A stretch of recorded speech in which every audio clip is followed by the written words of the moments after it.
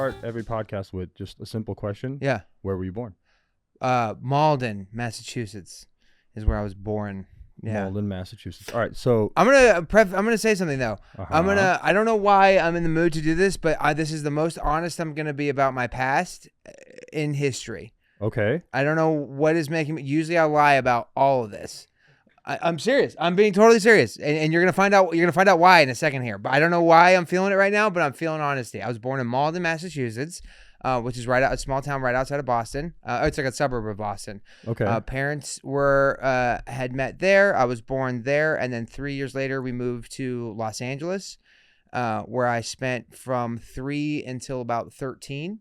I was in LA, and then my dad moved to Tennessee. And I went with him for a couple years, and then I ended up leaving and going back I went to Clearwater, Florida for like 4 or 5 years, and then moved back to Tennessee after that. That's when I started my comedy career. I started comedy in Tennessee, and then moved here 2 years ago. So how old are you in Tennessee when you start comedy?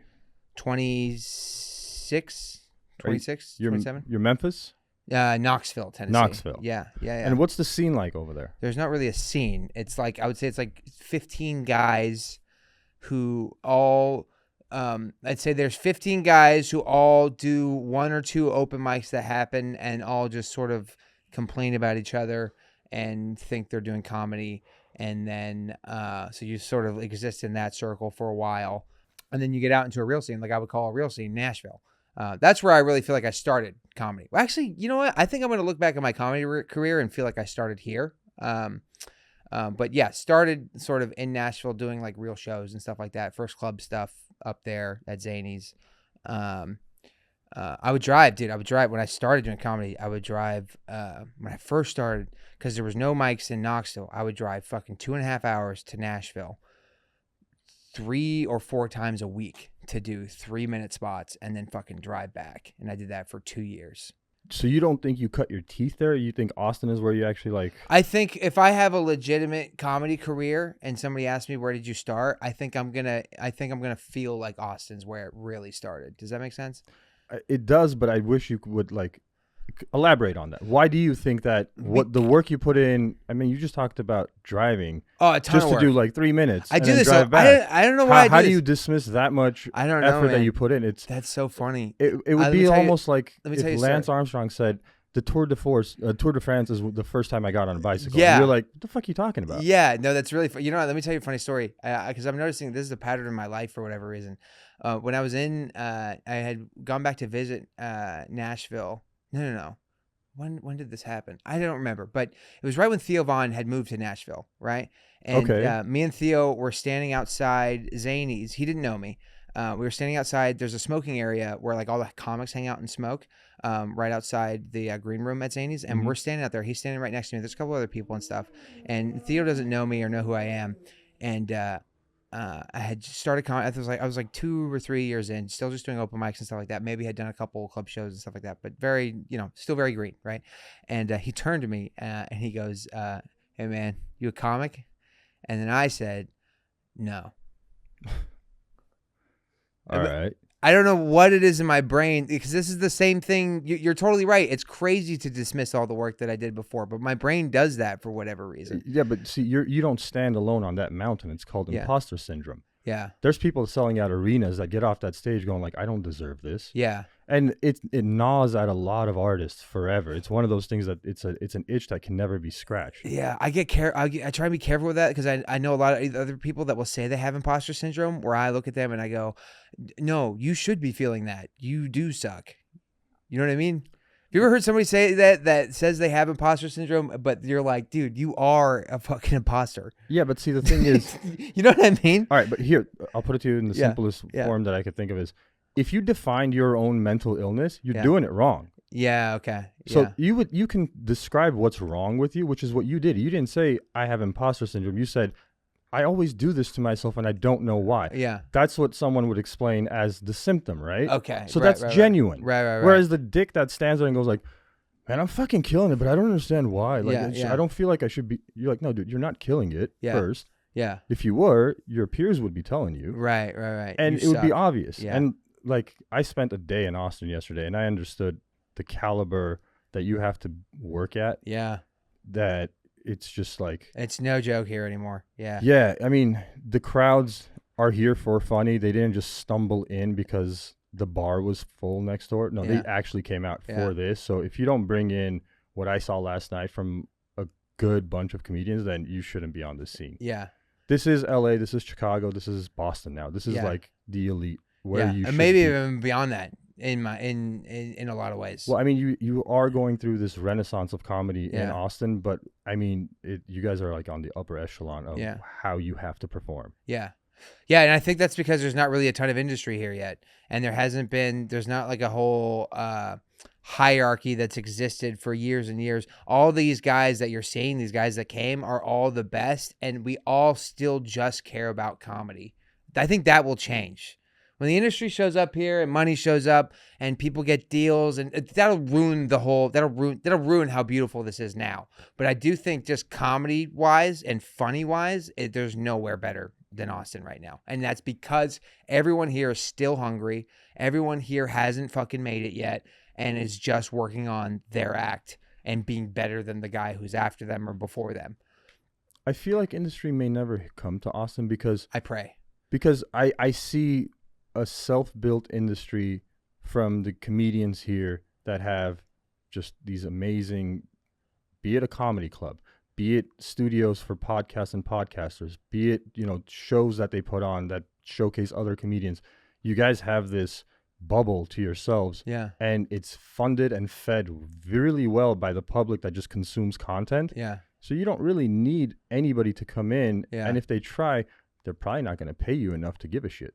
Maybe. We'll see. I hope. We'll see. I hope. I pray it doesn't happen. Because there's no reason to start offering sitcoms. Nobody watches them. Right. You know what I mean? Like, right. Who Yeah, I gives a don't know shit? what the deal structures would be. Although, like, it may not be sitcoms, but it may be podcast networks or I don't know. Somebody will come ruin this. It's too good.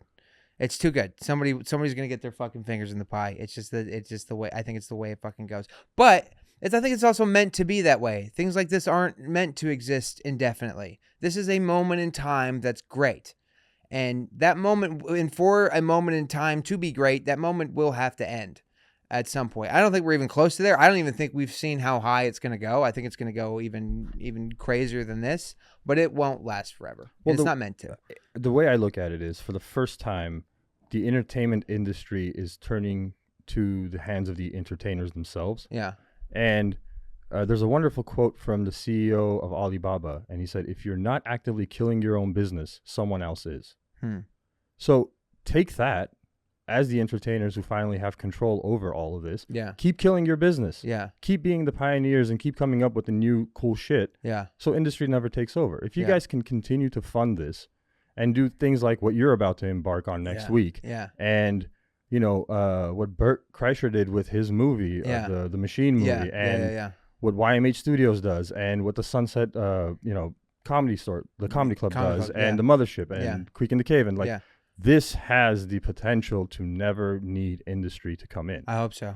And then you guys would have buying power. Like, you take the sponsorships that you want that continue to drive revenue through the door. Like, it could be amazing. Yeah, it could be. It's just you got to make sure that within an enemy doesn't emerge. Yeah. That's usually what happens. Yeah, that's true too. Somebody wants to take over who has an ego. Yeah. And that's bullshit. Yeah. But it always happens. Yeah. We'll see. It's good right now. It's so amazing fun right now. It's hilarious. So fun dude. right now. Yeah. Like, you can hit 4 or 5 different shows in one night on one street and just like be bombarded by so much flavor. Yeah. Yeah. Did you watch? Where did you go after the Creek show? So we were Creek in the Cave, and then we went to Sunset. Yeah. And they had like a striptease show going on. I think. Yeah, that was interesting. Yeah. We got to see Cam. He murdered Patterson. Yeah. Cam Patterson. He's one of those guys too. It's just like unbelievable. He's one of the funniest guys, and then got a chance to talk to him afterwards. He's one of the nicest people I've got to meet. Like, genuinely really cool guy. Yeah. And then we came back here to the Creek again. Yeah. And then we got the Filthy show. So we were here for the rest of the night. Filthy's great. And oh my God, like, a lot of funny happened yesterday. Dude, Filthy's one of the best shows. Filthy, since I've got here, it's been one of the best shows in town, man. Adam Lucky's the guy. And who we runs also started the night at the Vulcan. Yeah. So it was Vulcan, yeah. Creek, and then we went to Sunset, and then came back to the Creek. So we I we remember did Mike went 4 over different shows. Vulcan. Yeah, Mike was absolutely the highlight of the Vulcan show. Yeah. Nate Marshall was really funny. He's a New York comic. Yeah. He's thinking about moving down here. Yeah. If you're coming and you're not thinking about moving here, actually I don't want to say that. No one's thinking about moving here. Nobody move here. It's good. We're done. We don't need any more. We don't need any more comics. I will say it sucks here. Actually, I don't know what I've been talking about. This place sucks. There's no spots. No one pays. It's terrible. Yeah, I will say honestly, what I saw yesterday is a beautiful saturation of comedy, which means I don't know. Some people may hate me for saying this. If you haven't been doing it for a good while, don't come here. I think it's true now. You'll be in the beginning, that wasn't true. 2 or 3 years ago, when I moved here, that was the perfect time. If you were a good open micer, that was the perfect time to come here. If you missed that window, you're so right. When you show up here now, you better have the fucking. You're not going to get anywhere unless you're really good. I'll say it like this. If you don't have a solid 30, that if you got invited to that stage, you could perform and murder, don't be here because that opportunity will pop up one time. Yeah. If it does, that means you're good and you better bring your A game. Yeah. But if you don't do that, you're going to be just lost in the weeds because there's so much raw talent waiting for a shot. Yeah. Like, so much. Yeah. And there's so many names. And even guys who were here before, like if you're also not growing, you get pushed out pretty quick. There was guys getting all kinds of spots that just didn't develop, and then now you just don't hear from them. That's a big fear in my brain, and with that, what I do is like, oh shit, like you get to this point where you're getting these certain spots, it's like you better stay at that level. You know what I mean? Yeah, and that's the more important thing is if you don't have the experience, you don't know that I need to continually work on new shit. I can't keep doing this over and over again. Yeah. That's the problem with, somewhere blowing up the way Austin has and at the speed it has. Yeah. It's like the pandemic accelerated it. It made very this much place just go nuts. It may very much so. So like you may be killing in, your town in Kentucky or where I'm from in Dallas, but that doesn't really mean it's going to translate here. No. It's a game. Well, we also like, for whatever reason, it's weird. Like crowds in Austin are you get away with so much more here than you do. Even you can work on shit here in Austin that will work here in Austin. And if you take it on the road, it just kind of, they're looking at you kind of like horrified.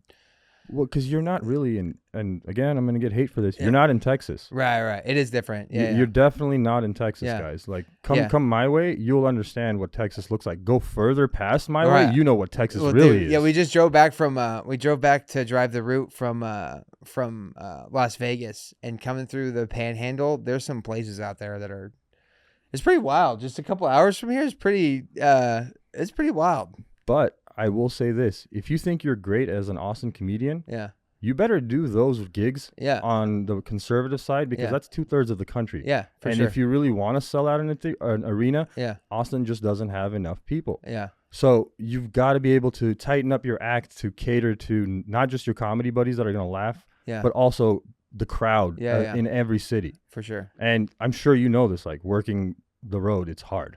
Very hard. You have to kind of like figure out the crowd that you're with. It's a totally different. It's almost totally different. Unless it's your crowd that are there to see you, it's a totally different.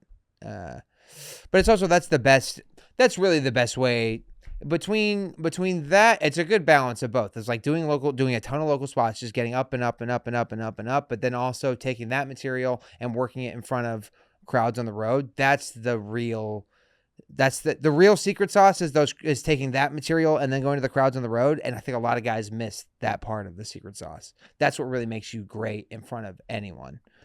Yeah. I mean, people get too comfortable being just at the Creek or just at Sunset or just at Vulcan or just at Mothership. Just at Mothership's a big one. People get way too comfortable being just at Mothership. And I'm sure that's what happened at the store too.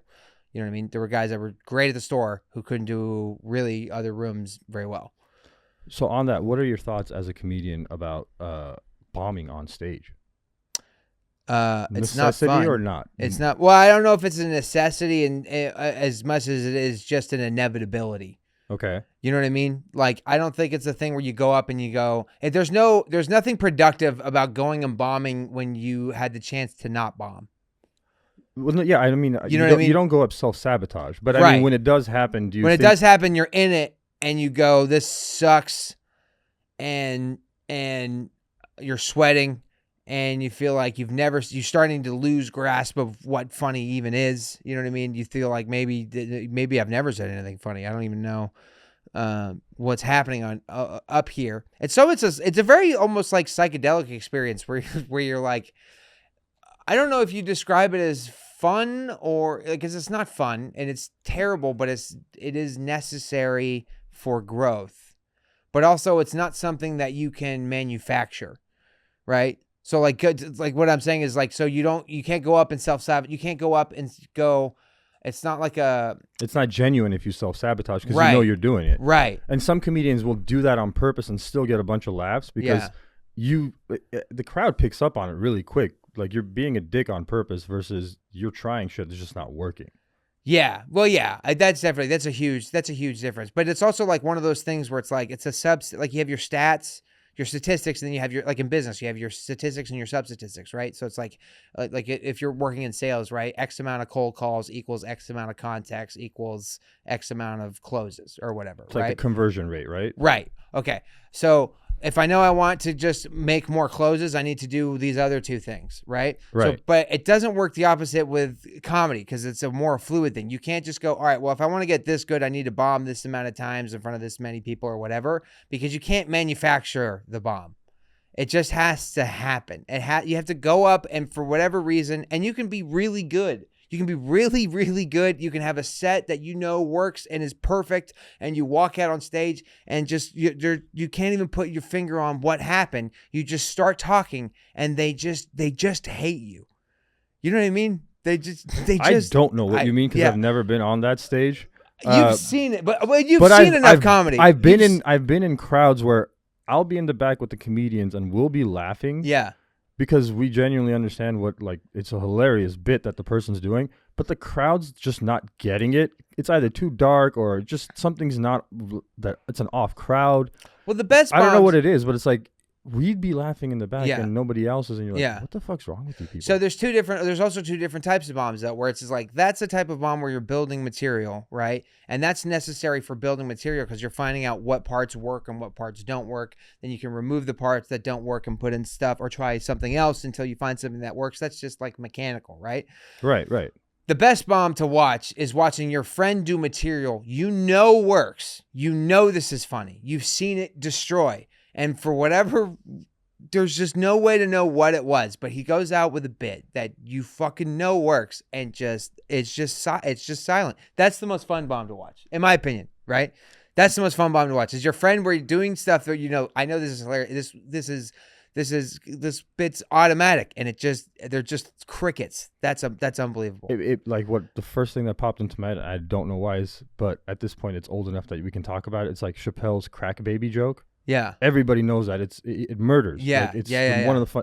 I just imagined him bombing on stage doing that. Yeah, where it's so funny, but for some reason it's not working. They're just not into it. Yeah, that's so funny. And that's in my opinion as a comedian, those are the most important ones. I think I'd laugh harder at that. Well, yeah, when you watch your friend go through something like that, that's the most fun thing. That's the most fun thing you can watch. As a comedian, there's only one thing better than killing, which is watching your best friend absolutely eat shit. Oh my God, you know what I mean? But it's oh my God, come on, man. Oh my God. But it's what was I saying though? Because there's a difference between. So you said the mechanical bomb versus where you're working on stuff and it's not working on the stage. So when you're working on stuff and it's just not, you're working on stuff and it's just not working yet, then you're putting in other stuff that might work or whatever. That's one type of whatever. And then the other type where you have a tried and true material. That bomb is more important, I think, because there you're having to try and figure out what went wrong with something way more intangible. What was it about you in this instance that wasn't likable to this whole group of people? Because it's not the material. You already know the material works. It's so easy to go out when you don't go well and go, well, that joke just sucks. You're not doing that now because you know this joke is good. So now you have to start you have to start finding, it's almost like vibe stuff. You got to, why was my vibe not good for this crowd? Or what was it that they wanted me to do that I didn't do, and that you work into your material or your act? You know, does that make any sense? That makes complete sense. And you know what? There's two camps of comedian on what you just said. Yeah. One is what you said, where they will be introspective, trying to figure out what went wrong on their end. Right. And then others will just be like, well, it was a bullshit crowd. They didn't get me. Yeah. Both can be very good comedians. I think one's better. And the one agree. that's introspective, I think, is better. I agree. Generally. And that just goes back to the whole idea of, imposter syndrome. Yeah. That a lot of that comes from people seeking perfection and chasing it. And if you're that type of a person, that means your career will continue to get better. Yeah. Whereas I've spoken to comedians that honestly think that they're just really, really, really good. Yeah. And you're like, but you're over a decade into it, and you're talking to me. Right. Yeah. Yeah, like if you were what you say you were, you probably wouldn't be answering my DM right now. Right. You know what I'm saying? Right. And to those that who are like amazing comedians, because there's a huge list of those people too. Yeah. I'm very appreciative. Yeah. But those are never the ones that are like, oh yeah, I'm the shit, dude. No, they're very humble and still think that they're in the infancy of a comedian's career. I think it's so funny. It's so funny to have that. I can't imagine the balls it takes to think of yourself in that way, because I don't know. You just have to not be funny. There's no way you're funny if you think like that. Because I feel like the kernel of being funny is being able to look at any situation and go, or I don't know. Maybe it's two different types of funny. Maybe there's like an inward funny and an outward funny, where it's like you can look at situations and go, here's what's funny about this situation versus, I mean, I like to joke about myself for the most part. Like even on stage, most of my act is like, even if the joke is about something else, generally the joke is how badly I handled the situation or how I misinterpreted what was happening here or whatever. I think if you have, I don't know, generally the comedy that I like to watch too is more is more geared towards the person making fun of themselves. That type of person, I often seems like they can't make fun of themselves at all. Yeah. And I think the people that don't do the self-deprecation in their act are bound to fail, because when you do that to yourself, you humanize, and we as a crowd like you literally envision ourselves as you, and to a certain degree, and kind of vicariously live through that story, because oh, you're a faulted human just like the rest of us. That's the most relatable thing. Yeah, we're all screwed up. Right. And your brand of screwed up is not the same as mine. But if you are, that means I am too. And now we're okay. Yeah. Now we're cool. Right. You don't have color. You don't have religion. You don't have any of that shit. Now we have just a bunch of people that are fucked up wanting to laugh. Yeah. And there are always exceptions to that rule. There are comedians that can go up and fucking and have a disdain for the crowd. And it's very funny for whatever reason. But it's very few and far between. And it takes a really special. Look, you have those outliers in anything. And you have the guys that are so clean, and there's very few of those guys that are huge amazing comedians, and then you have like the extreme dark and dirty side of things, very few of those too, and the reason for that is like neither one of them has humongous crowds if you really think about it, because we're almost always in the middle. I want a little bit of dirty shit, but I don't want it to be going to some severity where I'm just unhappy. I gotta say, I think I disagree with you on this. Really? Okay. Because I'm friends with coming from Nashville. Nashville's an interesting scene. It's definitely the biggest clean comedy scene in the country. Nate comes out of there, right? Nate Bargatze is one of my favorite comedians, and he's doing fucking stadiums. Right, and he deservedly so. Right, like he's an awesome comedian. Aaron Weber's a good friend of mine, who's actually a co-host on the Nate Land podcast. Works Clean, has a huge audience. I actually think there's a difference in the audience, whereas I think pure comedy fans generally will flock more towards the dirty side of things, whereas I think there's a bigger audience for clean comics, but those people aren't necessarily comedy fans. Right, they're more entertainment fans. Or they want to go out and see a show. Yeah. Right. So they're going to go out and there's this comic. He's clean. Okay, it's safe. Let's go see that. There's actually an opportunity to sell way more tickets in that. I think you can make way more money being totally clean comic than you can ever make on the dirty side. You have literally changed my mind right in this instance. You are very correct. I was incorrect in my assumption that the clean would have a smaller crowd. But if you broaden it from pure comedy fans into fans of theater and entertainment and this kind of I can take my family and my Yeah. kids. Oh, it's a huge. That becomes but also massive. like festivals can book you for stuff, and they're not worried about what you're gonna say or whatever. So like you can play. You could do a mega church and you'd be fine. Exactly. Corporate events. Yeah. You know what I mean? There's all kind. I mean, dude, you can make. It's if you have the ability to be clean on stage and you're not doing it, it's kind of stupid to not do it. I can't do it. It's just not my personality. I just don't. I get in front of a whole group of people, and the first thing I want to say is the thing that you shouldn't be saying. You know what I mean? So that's part of why I got into comedy. You know what I mean? But if you can do clean, I think, man, maybe I should start thinking about it now that I have a kid, because you can make so much fucking money.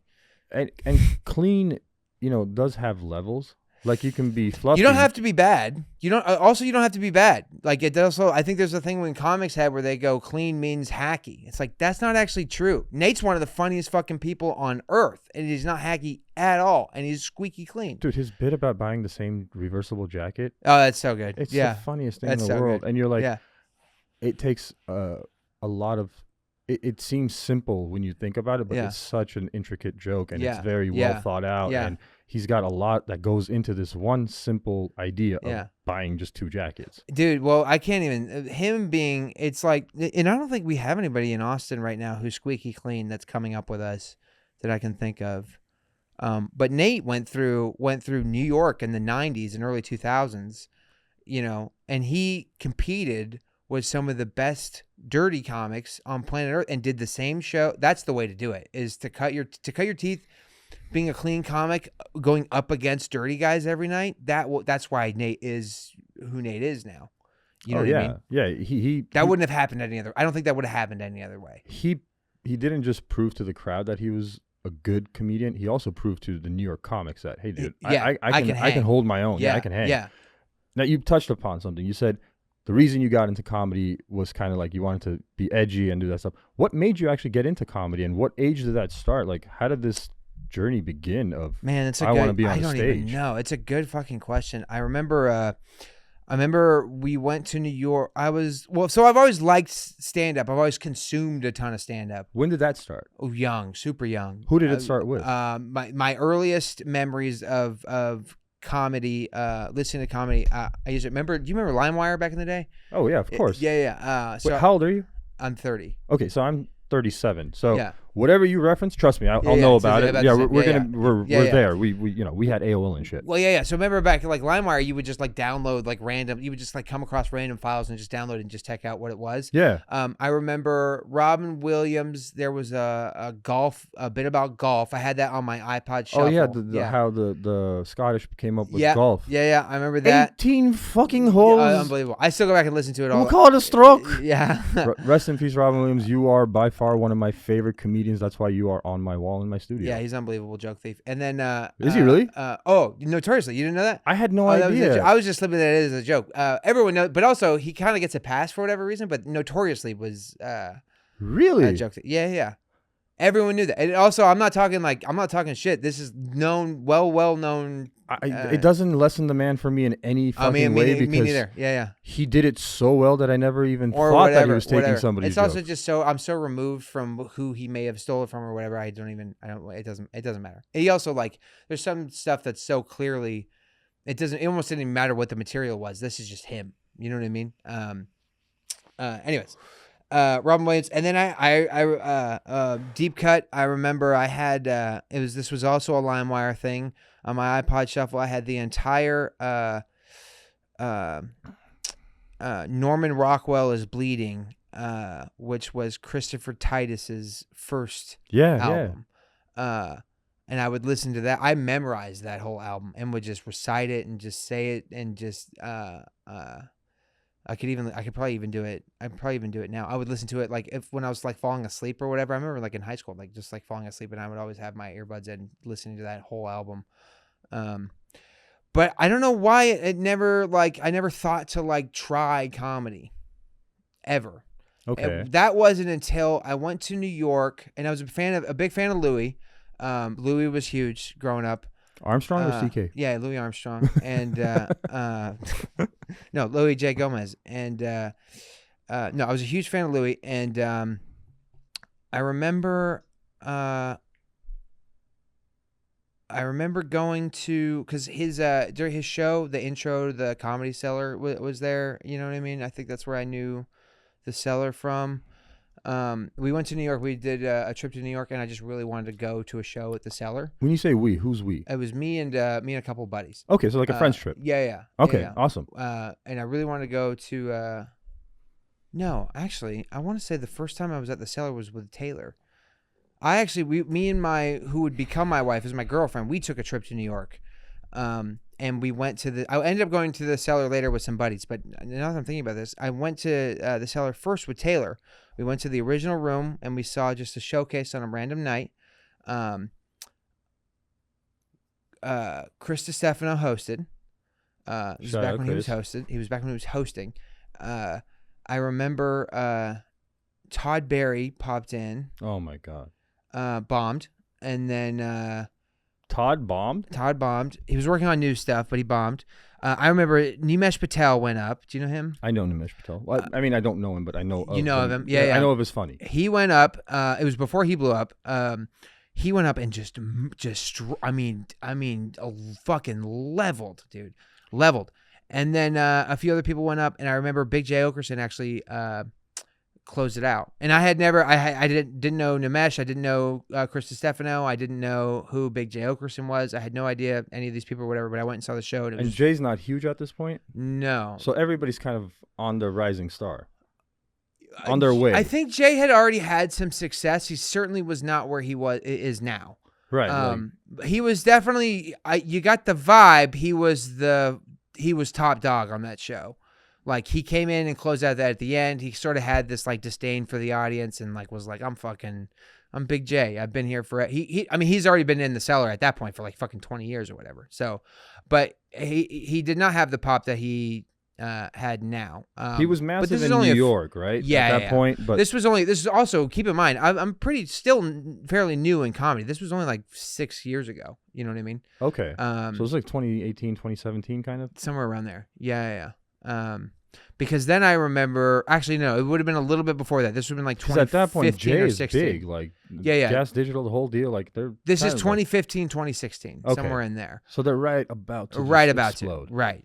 Then, let's see. I went back to Knoxville and still, I don't even know. I don't even think anything came of that. I think I just went and watched that show and was like blown away by it. And then a few months later, we go to New York. This is the friend's trip. This is actually my bachelor party. We go to New York and we went to the Cellar again for fun. We saw Nimesh again. We actually hit up Nimesh and he actually got us tickets to see the show The Fat Black Pussycat. And we watched that. That was awesome. Then I went back to Knoxville again. And it wasn't. Then I started going to open mics. That's when I started going to open mics. So you're actually getting on a stage in Knoxville. Well, here's what I was going to say. This is when I started going to open mics. I didn't even go up on stage for another 6 months. I was just I was that weird guy who would just go just like hang out like at all the mics every week and just like watch, and people were like, what the fuck? And I started just sort of kind of hanging out with the comics but would never go up and whatever. See, I started a podcast so I wouldn't be the creepy guy. Yeah. But I had that thing for like 6 months, and then I remember it was it was either January of 2018 or 2019. I went up for the first time, and I went up. I did 5 minutes on a mic in front of just the other comics. They all kind of knew me at that point or whatever, but I did fairly well. I still have a recording of that. I did fairly well. And then from there was just, it went from like this thing I was interested in to like, this is what I do now. And do you remember the first joke? I remember the very first joke. The very first thing I said on stage, I said, I was very, very fat, way fatter than I am now. I went on stage and I said, I said terrible. It's so dumb. It's not even good. But I said, I went to the doctor. He said I have diabetes. No. How did it go? I went to the doctor. He said, you have diabetes. And I said, really? And he said, yeah. And I said, that's surprising. And he said, really? Yeah. That was it. And then, buddy, let me tell you, we were off to the races after that, my man. I did a joke about water. I did a joke about there being 3 different types of water at Whole Foods. sparkling water, mineral water, and energy water or whatever. Man, it was not good. I'm trying to remember what else I did.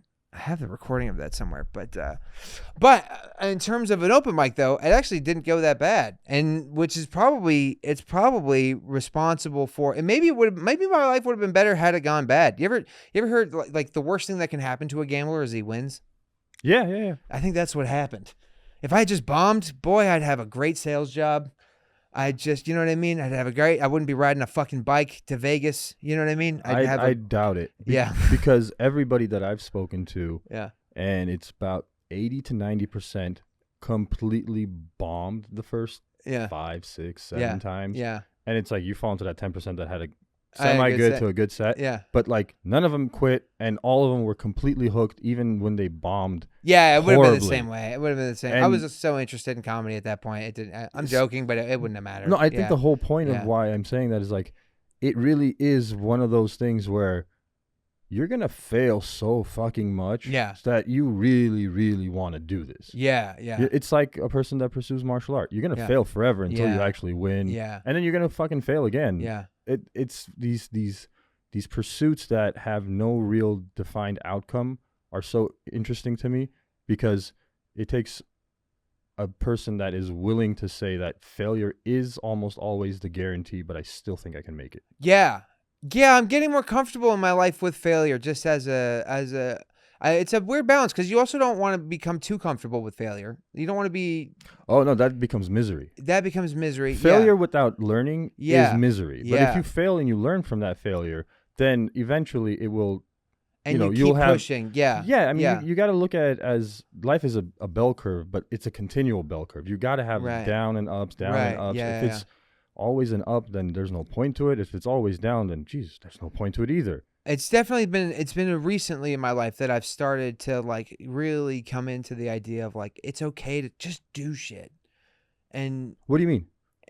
Just try things? Just try stuff, just do stuff. On stage or off stage? Both. Okay. Both. Just what have you tried? First of all, in my own life, like in the last 14 months or so, I started working out heavily. And I got super hooked on that. I've lost like 220 pounds in the last 14 months or so. Would you put a pin on that, because there's a lot to discuss there? Ton. But it also, I think it stems from this mentality that this also comes from just being in Austin comedy, which is just like, just start, dude, just go. There's nothing, you stop waiting. Stop waiting for shit. Just go do stuff. It doesn't matter if it's uncomfortable. It doesn't matter if you don't have the plan or whatever. Just go try stuff. Even if with jokes, if you have an idea, just go up there and just go for it. And it may not go well. And things become less about, I'm way less outcome oriented, where it's like, there's not really a thought of what the end is or what the end is supposed to be. When you start doing something, the more important, what I'm starting to realize in life, the more important thing is just the beginning and the start, and don't have so much attention on where this is going. It almost doesn't fucking matter. And it doesn't, you have no control over that anyways, but you can control the start and the go. You know what I mean? Can you pinpoint how you got to that? I know. I have no idea. It's just a shift that happened. How long ago? About 14 months ago. And then that shift is How old is your daughter? 2 weeks. 2 weeks. Okay. Yeah. That was, I think, well, anyways, I have a lot of, me and my wife had never,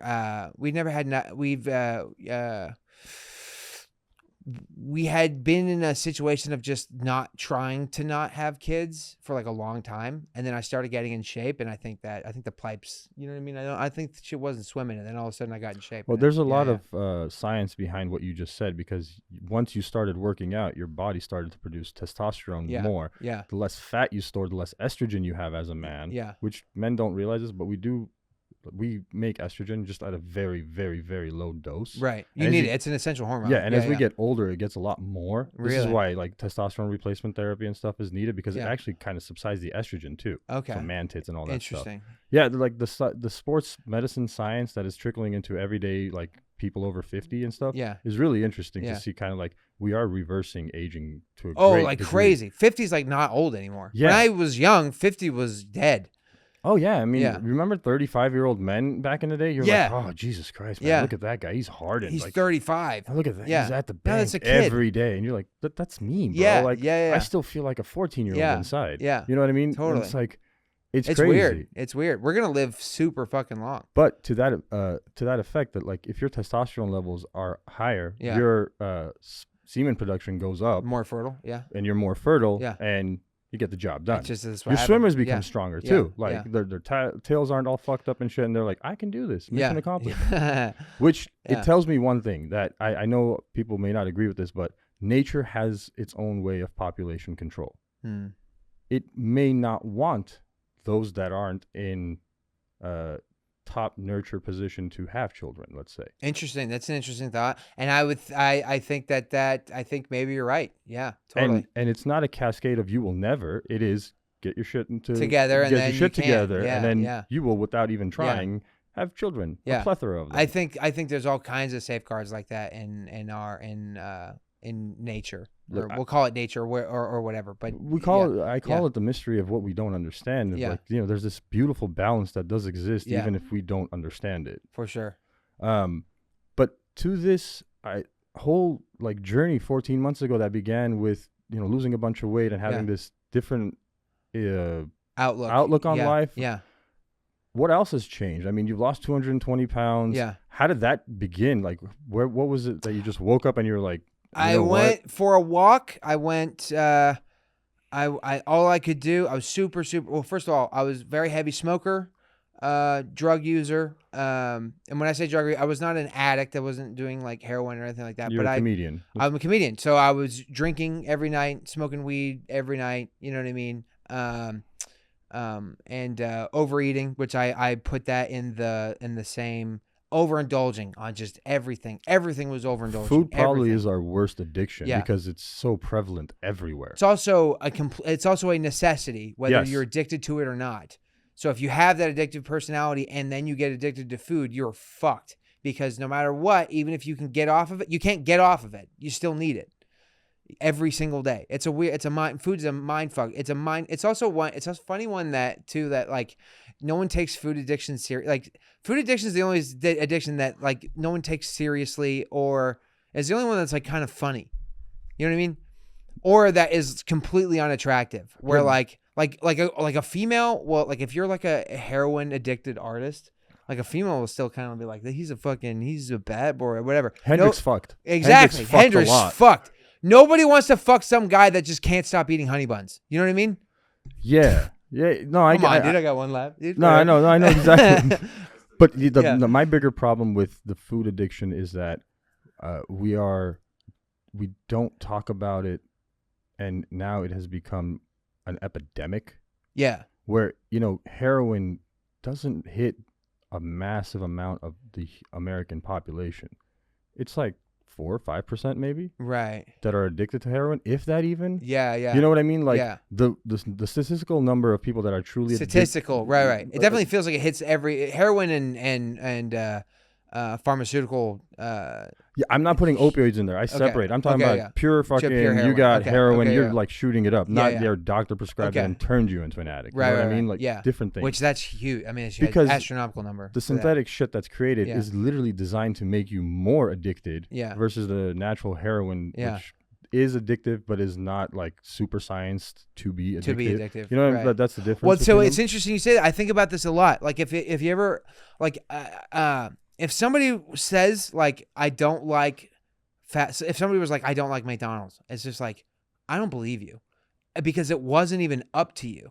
They made that in a lab to be irresistible to every single human being. There wasn't even a choice involved as to whether or not you prefer it or not. Your taste buds and brain can't deal with the combination of shit that they've put together. And I know that firsthand. McDonald's was huge for me. Breakfast and fucking lunch and fucking dinner. I mean, I had 3 times a days, a couple more than once. You know what I mean? Yeah. But it's just an interesting thing. It's an interesting thing, distinction to make even in heroin. Whereas like you have heroin, which is, it's addictive, but it's not designed to be addictive. Designed to be addictive makes it a whole different thing. Well, see, I look at addiction in a very different way, and I think a lot of science is maybe shifting towards this thought that I've had for a long time, where substances are not addictive. The person has an addictive thing. Right. Because right. there are those of us that can go to Vegas and walk away and gamble fine. a couple of grand Yeah. if we have the money to spare, Right. $100 if we don't, Right. or not gamble at all, and Right. just doesn't cross your mind. Right. And then there's that small amount of people in this world that find they are controlled, Yeah. really, to only do this one thing because it is the driving factor of their life. Right. I don't see that as the substance is the problem. It is the person, and I don't see a solution because we don't understand it. Right. Problems. Maybe not the word I would use. Because I don't think I don't like putting blame on the addict. But I'm not putting blame on the addict. I'm putting blame on the lack of understanding. Yes. Yeah. If we understood the brain fully, Yes. then we would be very easily able to turn off that addictive gene. Right. We've mapped the genome. We know what the hell all of this is. Right. We just don't know its function. Right. We figure that out, turn that gene off selectively. You can say, I want to have this addictive personality because it's the only thing that makes me funny on a stage. Don't turn it off. Yeah. But if you... Well, that's the scary part too. But that's also why comedy is such a... comedy is just bad for people. Because... one thing comedy did for me that was not good, and that I had to really fight against, is it takes all of your flaws and turns them into assets, and then becomes it's like the cycle of then reinforcing. I became the fat guy, and then that was also my whole identity at that point. Which is like a bunch of the people that are like the drunk comedian. Exactly. And then if you start having success as the fat comedian or as the drunk comedian or as the cocaine comedian or whatever, I mean, you're just so you're so fucked because you can't even see that that's actually not your identity, that you're just being reinforced by this other thing to continue doing this, but it's not really who you are. It's a terrifying prison to be in because on the one hand, you have the dream that is the career that you've wanted more than anything else, which is that inner 12-year-old that's crying out for attention more than anything else. Right. But on the other side of it, there's this adult that has to go through the misery of being addicted to being fat or being a drunk all the time. Right. Whereas it sounds like the most tormented prison. Well, you start to believe that, like, oh well, it's a good thing. That's what's helped me be successful or whatever. And it's like, it's not really true, but it's hard to not see that when you're in it.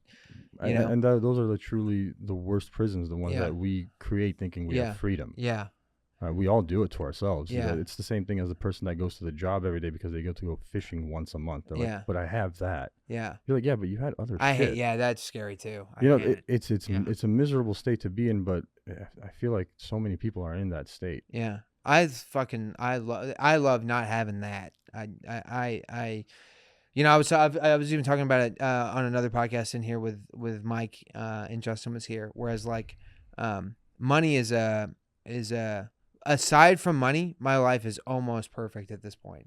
Like I have wife and kid, love, and my wife is my life partner and is amazing and the person I love the most in this world. And we had a child and we're so stoked and happy about that. I'm in the best comedy scene in the fucking world, going up, doing spots, crushing, doing well. And I have this other project that we'll probably talk about that I'm working on that's finally coming together.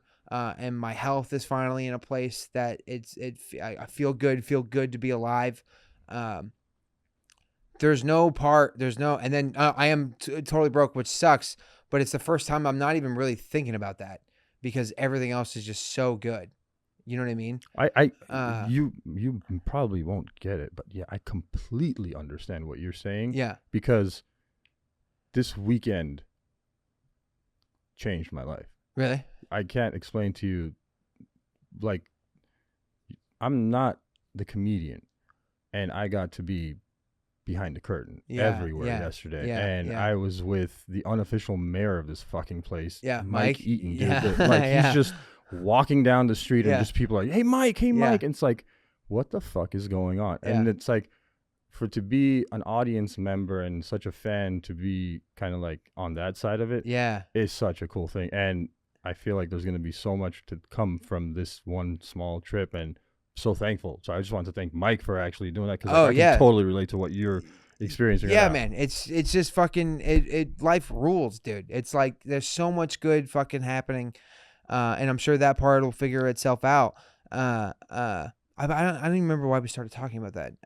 Well, we were talking about 14 months ago that, you know, you had this life-changing springboard event Yeah, where you yeah. began on this journey that Yeah, I remember I is walked just half a starting, mile. yes. I walked half a mile in one direction and half a mile back. That's all I could do. I was fucking torched. And then I just the next day went a little farther, and then the next day went a little farther, and the next day went a little farther, and then I started walking 4, 5, 6 miles a day. Then I started cleaning up my diet, which I only really started doing to facilitate being able to walk further and further and just feel better and better. And I lost probably 60, 70 pounds doing that. And I felt great. And then that's when another very influential, I'm not going to name names, but somebody noticed over at Onnit Gym, and they brought me in to their facility, and I started working out there, and then that's when it really just became an addiction in and of itself. It's just one that is not destructive to my life.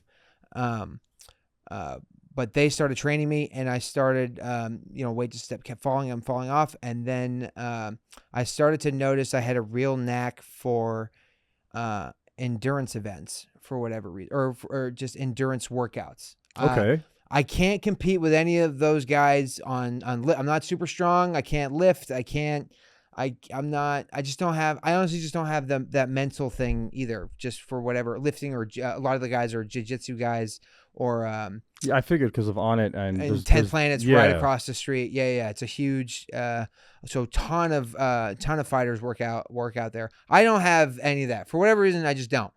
But I do have the ability to get on like the stationary bike and crank out a ton of watts for a long time.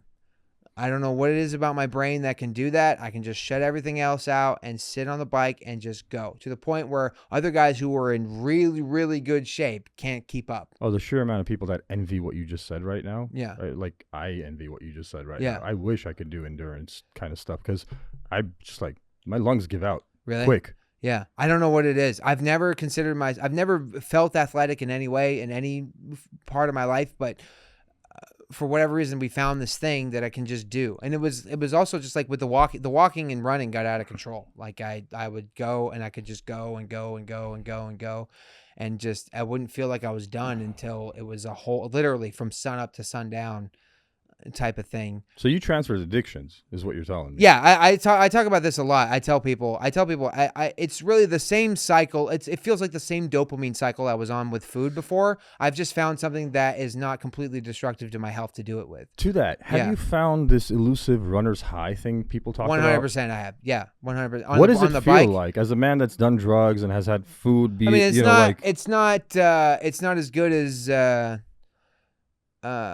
shrooms, DMT. Well, it's not as good as doing a line of coke. You know what I mean? All right. It's never going to compare with that. That's incredible, right? Kids, don't do drugs. Don't do drugs. It's bad. It's bad, but they're amazing. You know what I mean? It's never going to feel that good.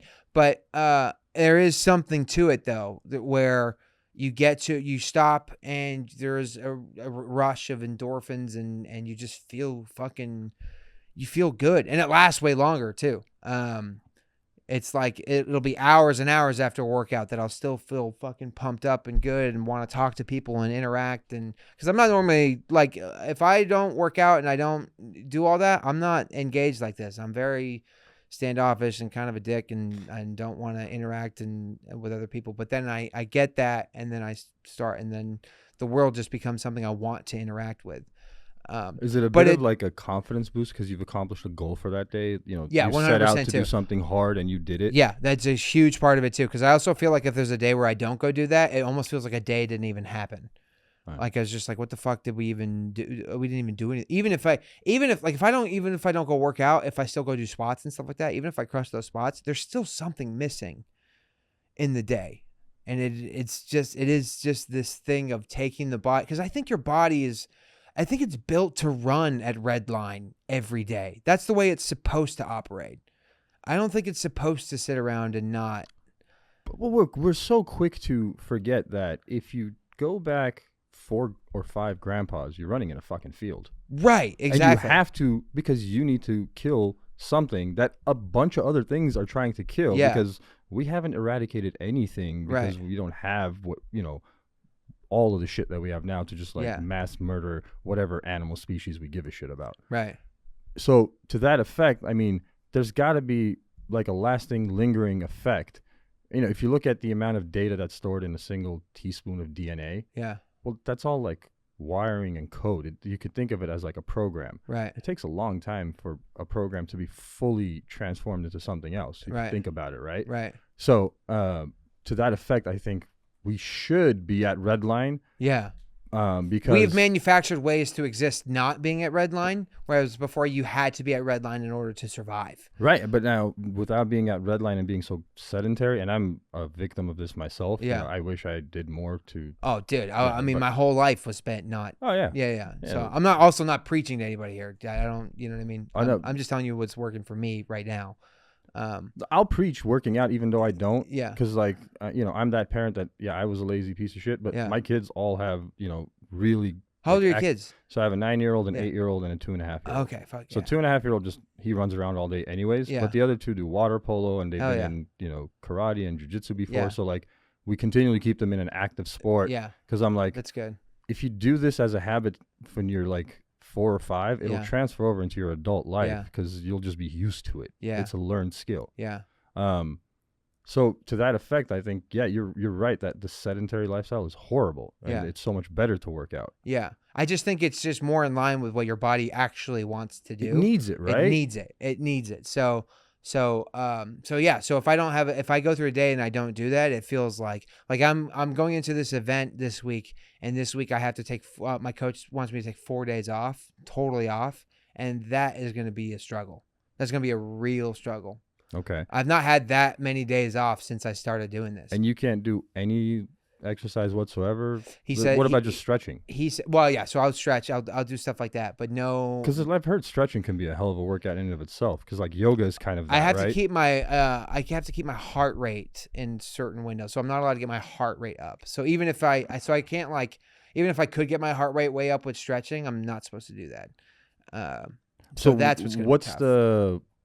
Can you explain the logic behind it, or what did your coach say is the reason that you would take the 4 days to give your cardiovascular system just a complete rest? Yeah, just kind of like be ready. Complete rest. Yeah. Okay, just kind of get it to a baseline and then start from there. Exactly. Because you're about to do a 1,500-mile bicycle ride. From Austin, Texas, where it's still hotter than all hell. Yes, it is. And you're going to go to another hot-ass place. I'm going to somewhere hotter, Vegas. Yep. And you're going to go through a lot of hot places in between. That's right, dude. So you hate yourself to that degree? It's a good question. Where I'm going to start. That's the biggest question I get is why? And I don't really have a good answer other than it's, who's the guy who climbed Everest? You remember his name? Somebody, can you look that up? A bunch of people have. I know, but the first guy to do it, there's a famous quote where somebody asked, I think JFK quotes it, where he goes, why climb Everest? And he said, because it's there. That's it. It was an idea we had. I'm booked to do Skank Fest in Las Vegas, so I'm going to be in Vegas anyways. So shout out to the Gas Boys and Skank Fest. If you don't know about Skank Fest, it is one of the greatest comedy festivals held. I've never actually been, but my first year I'm on the festival. I've never been there. I just watched their podcast every year when they do it, and it's just it is hilarity to just the nth degree. Yeah, it's so fucking good. I'm so excited. But so I'm booked to do it, and I'm gonna be in Vegas anyways, and I was just spitballing ideas with some people of like stuff I could do to, just projects or, like whatever. And then we just had this idea. What if you love riding, you've got this endurance thing going. Let's really put it to the test. Let's see how far you can actually fucking go. Why don't we ride to Skank Fest and we'll film it? And as soon as that was said, we just started putting the pieces together on it, and we had some people come on board, and we're going to this week we're leaving. We're gonna fucking do it. We've got a support team. Mike Eaton is my support crew, which is insane. I'm very worried about that because he is not supportive. So that might be an issue. Which is not the Mike that I know, man. Mike's such a nice. No, guy. He's so supportive. Dude. I'm totally joking. Like, he's just not Mike's athletic. the sheer best. He's not. He's not coach material. He's maybe, not but, coach material. But No, he's definitely get you to the finish line. well, he's my best friend, so he's gonna take care of me. But there's also part of the film I think that will be good and funny is the dichotomy, the difference between me and Mike. Him being my coach. I mean, he's not even awake at 8 a.m. You know what I mean? Oh yeah. No, he's not awake. I don't think he's awake now. He doesn't wake up till 4 or 5. So we said like he dropped me off at around 3 yesterday. I went to bed at 4. I was up around like 9. Yeah. I sent him a text around 10. He replied when I got to the studio around like 1:30. Yeah. So yeah, and he even said last night, "I'll be asleep until noon." I was like, "Yeah, okay." That was a lie too. He would. It's now's usually when he's getting. Yeah, up. but here the difference is like I was there all night drinking bottles of water. Yeah. He was there all night just drinking. Yeah. Like I was like, how do you guys do drinks. this, bro? My man drinks. How you guys go so hard? He's like, this is 7 days a week, man. What are you talking about? Yeah, he's fucking wild, man. Yeah. So, but I think that dichotomy will be funny of me getting up and him just being grumpy. So, like, what's the plan for the trip? I mean, obviously, you're gonna have to make some stops and sleep. Are you gonna be camping along the way? Are you doing hotels? So we've got Dean Stanfield is our driver. We've got a Nissan Armada, which is a big truck with a trailer in tow, one of those like camper trailer things. Okay. So we've got that that'll house a couple of bikes and some gear and tools and stuff like that. So they'll keep me on the bike and on the road. We'll stop. We'll have a couple nights. Maybe we'll stay in some hotels and stuff. Money's kind of tight, so we'll see how much we can do that. There will be a lot of sleeping just in the camper and in the truck and stuff like that to recover. We've got the route planned out. I've got an endurance coach, Shane Trotter, who is a very, very highly decorated endurance cyclist, is coaching me through the whole thing. And then we've got Nick Barr, who is a legit filmmaker, is coming along with his crew, who's going to shoot the whole thing. And hopefully by the end of it, we'll have, and then we'll arrive at Skank. And we want to get, we're going to be, all of us have pretty decent followings on social media. We're going to try and be posting content about the ride every day and updates. If you want to follow the ride, follow me, Darian Irwin. You can also follow Mike Eaton or Dean Stanfield. And everyone's going to be giving updates on the ride throughout the whole thing. Hopefully, by the end of it, we'd like to get everyone who's going to Skank Fest involved in some way or watching and supporting. And to that extent, I will do my very best to continually share all the content you guys put out on a daily basis. Yeah. I am super excited about this. It seems like it's going to be a really interesting trip. And for those that don't know, there's an entire film that is being done around this. And, you're going to be documenting this journey. And since Mike's there, since you're there, there's going to be a lot of funny involved, I'm sure. Yeah. And so it doesn't make a exciting. whole lot of sense, any of it. It doesn't make sense, which is the best part. Exactly. I'm hoping that'll be the best part. Yeah. Which, like, for anybody that's ever traveled across this country, I've done it twice. There's so much weird and obscure in the middle of nowhere. Yeah. There's so much weird shit that exists. You're like, why is there a random temple 500 miles from civilization? We just drove it back from Vegas just to see the whole route. And I wish we hadn't done that. How come? It's so far. Dude, it's so much farther than I thought it was in my head. Because 1,500 doesn't sound that bad. Well, the math works out because I've done 100-milers I've done back-to-back 100-milers on my bike just here in Austin. So how long does 100 miles take you? Depends on which bike I do it on. There's a big difference on my race bike, just on flat ground. I can do it in a few hours, So speaking of that, the terrain that you're going to be going through, does it require bike changes because it'll change the way you're going to ride? Yeah. Okay. Yeah. So on the speed bike, you'll be how many hours? You said I can do it in like 5 hours. I can do 100 miles. Holy shit! Pretty easily. Yeah. So you're maintaining a hell of a speed. Yeah, I can do 18 to 22 miles an hour on flat ground pretty easily. The problem is between here and Vegas, it's not flat ground. So you're gonna have to have a cross train or all terrain bike. So there's parts of it that I will be on dirt trails. I have a hybrid for that I'll use, or a gravel bike. Okay. The Yeah. bigger fat tires on them. Yeah, exactly. And then I have my straight up road bike, which is the fastest one. But that one is not geared to go uphill, really. It's geared really for flat ground. So there's a lot of flat ground between here and, let's say, before Albuquerque. Going into Albuquerque is where we run into some really gnarly climbs. Okay. Which I'm not used to. That'll be the biggest test. Albuquerque, in and out of Albuquerque, will be the biggest test of the whole thing. I have no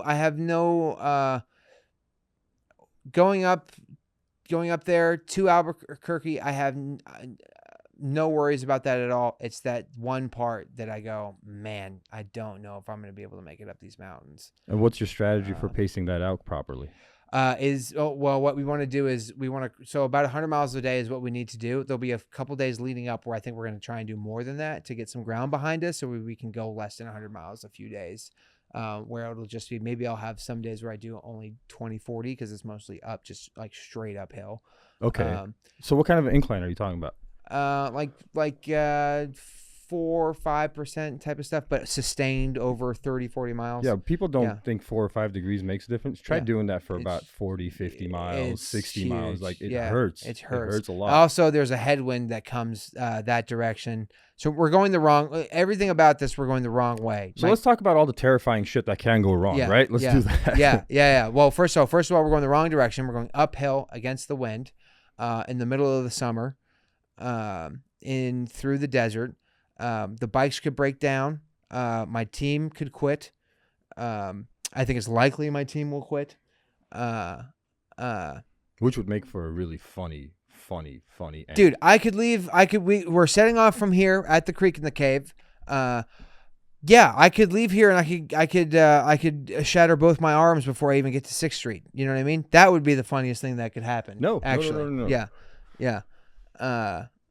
That would not be funny at all, man. You say that until we make a movie about it, and then it's going to be pretty. That would be pretty funny. But hopefully that doesn't. No, I think it's gonna be fine. I think we've got a great crew and a great plan. I think we're gonna make it, and I think there'll be a lot of funny that comes up along the way. I'm hoping, man, because that's the other thing is, it's been such a long time since we've had a resurgence of funny film, even if it's a documentary film. Yeah. Why hasn't that existed forever? Yeah. What happened? Yeah. Like, I don't know. We used to get funny shit. I know. Movies were funny. I'm actually surprised that nothing's come out of the Austin scene yet. This is the first one. This is the really. Has anybody else done anything? Really? Who else? Oh, really? But nobody's actually got something out yet, though, right? Yeah. But I would be completely surprised if somebody wasn't doing a documentary about a plethora of shit here. Just the homeless scene. Well, somebody doing a documentary just about the Austin scene. There's been a ton of those. But nobody's actually put one out yet. Yeah. No. But editing a doc is a little trickier. Really? Crafting the story for the doc. Yeah, that's what's lucky about ours is the story is very straightforward and condensed into this one moment in time. Well, see, yeah, that's true. Yeah, you're totally. Also, I think that I've been talking about this with Nicola. I think you're right. I think we actually don't even know what the story is yet. And we won't know until it unfolds on the road. And I think whatever does unfold, I think is going to be great.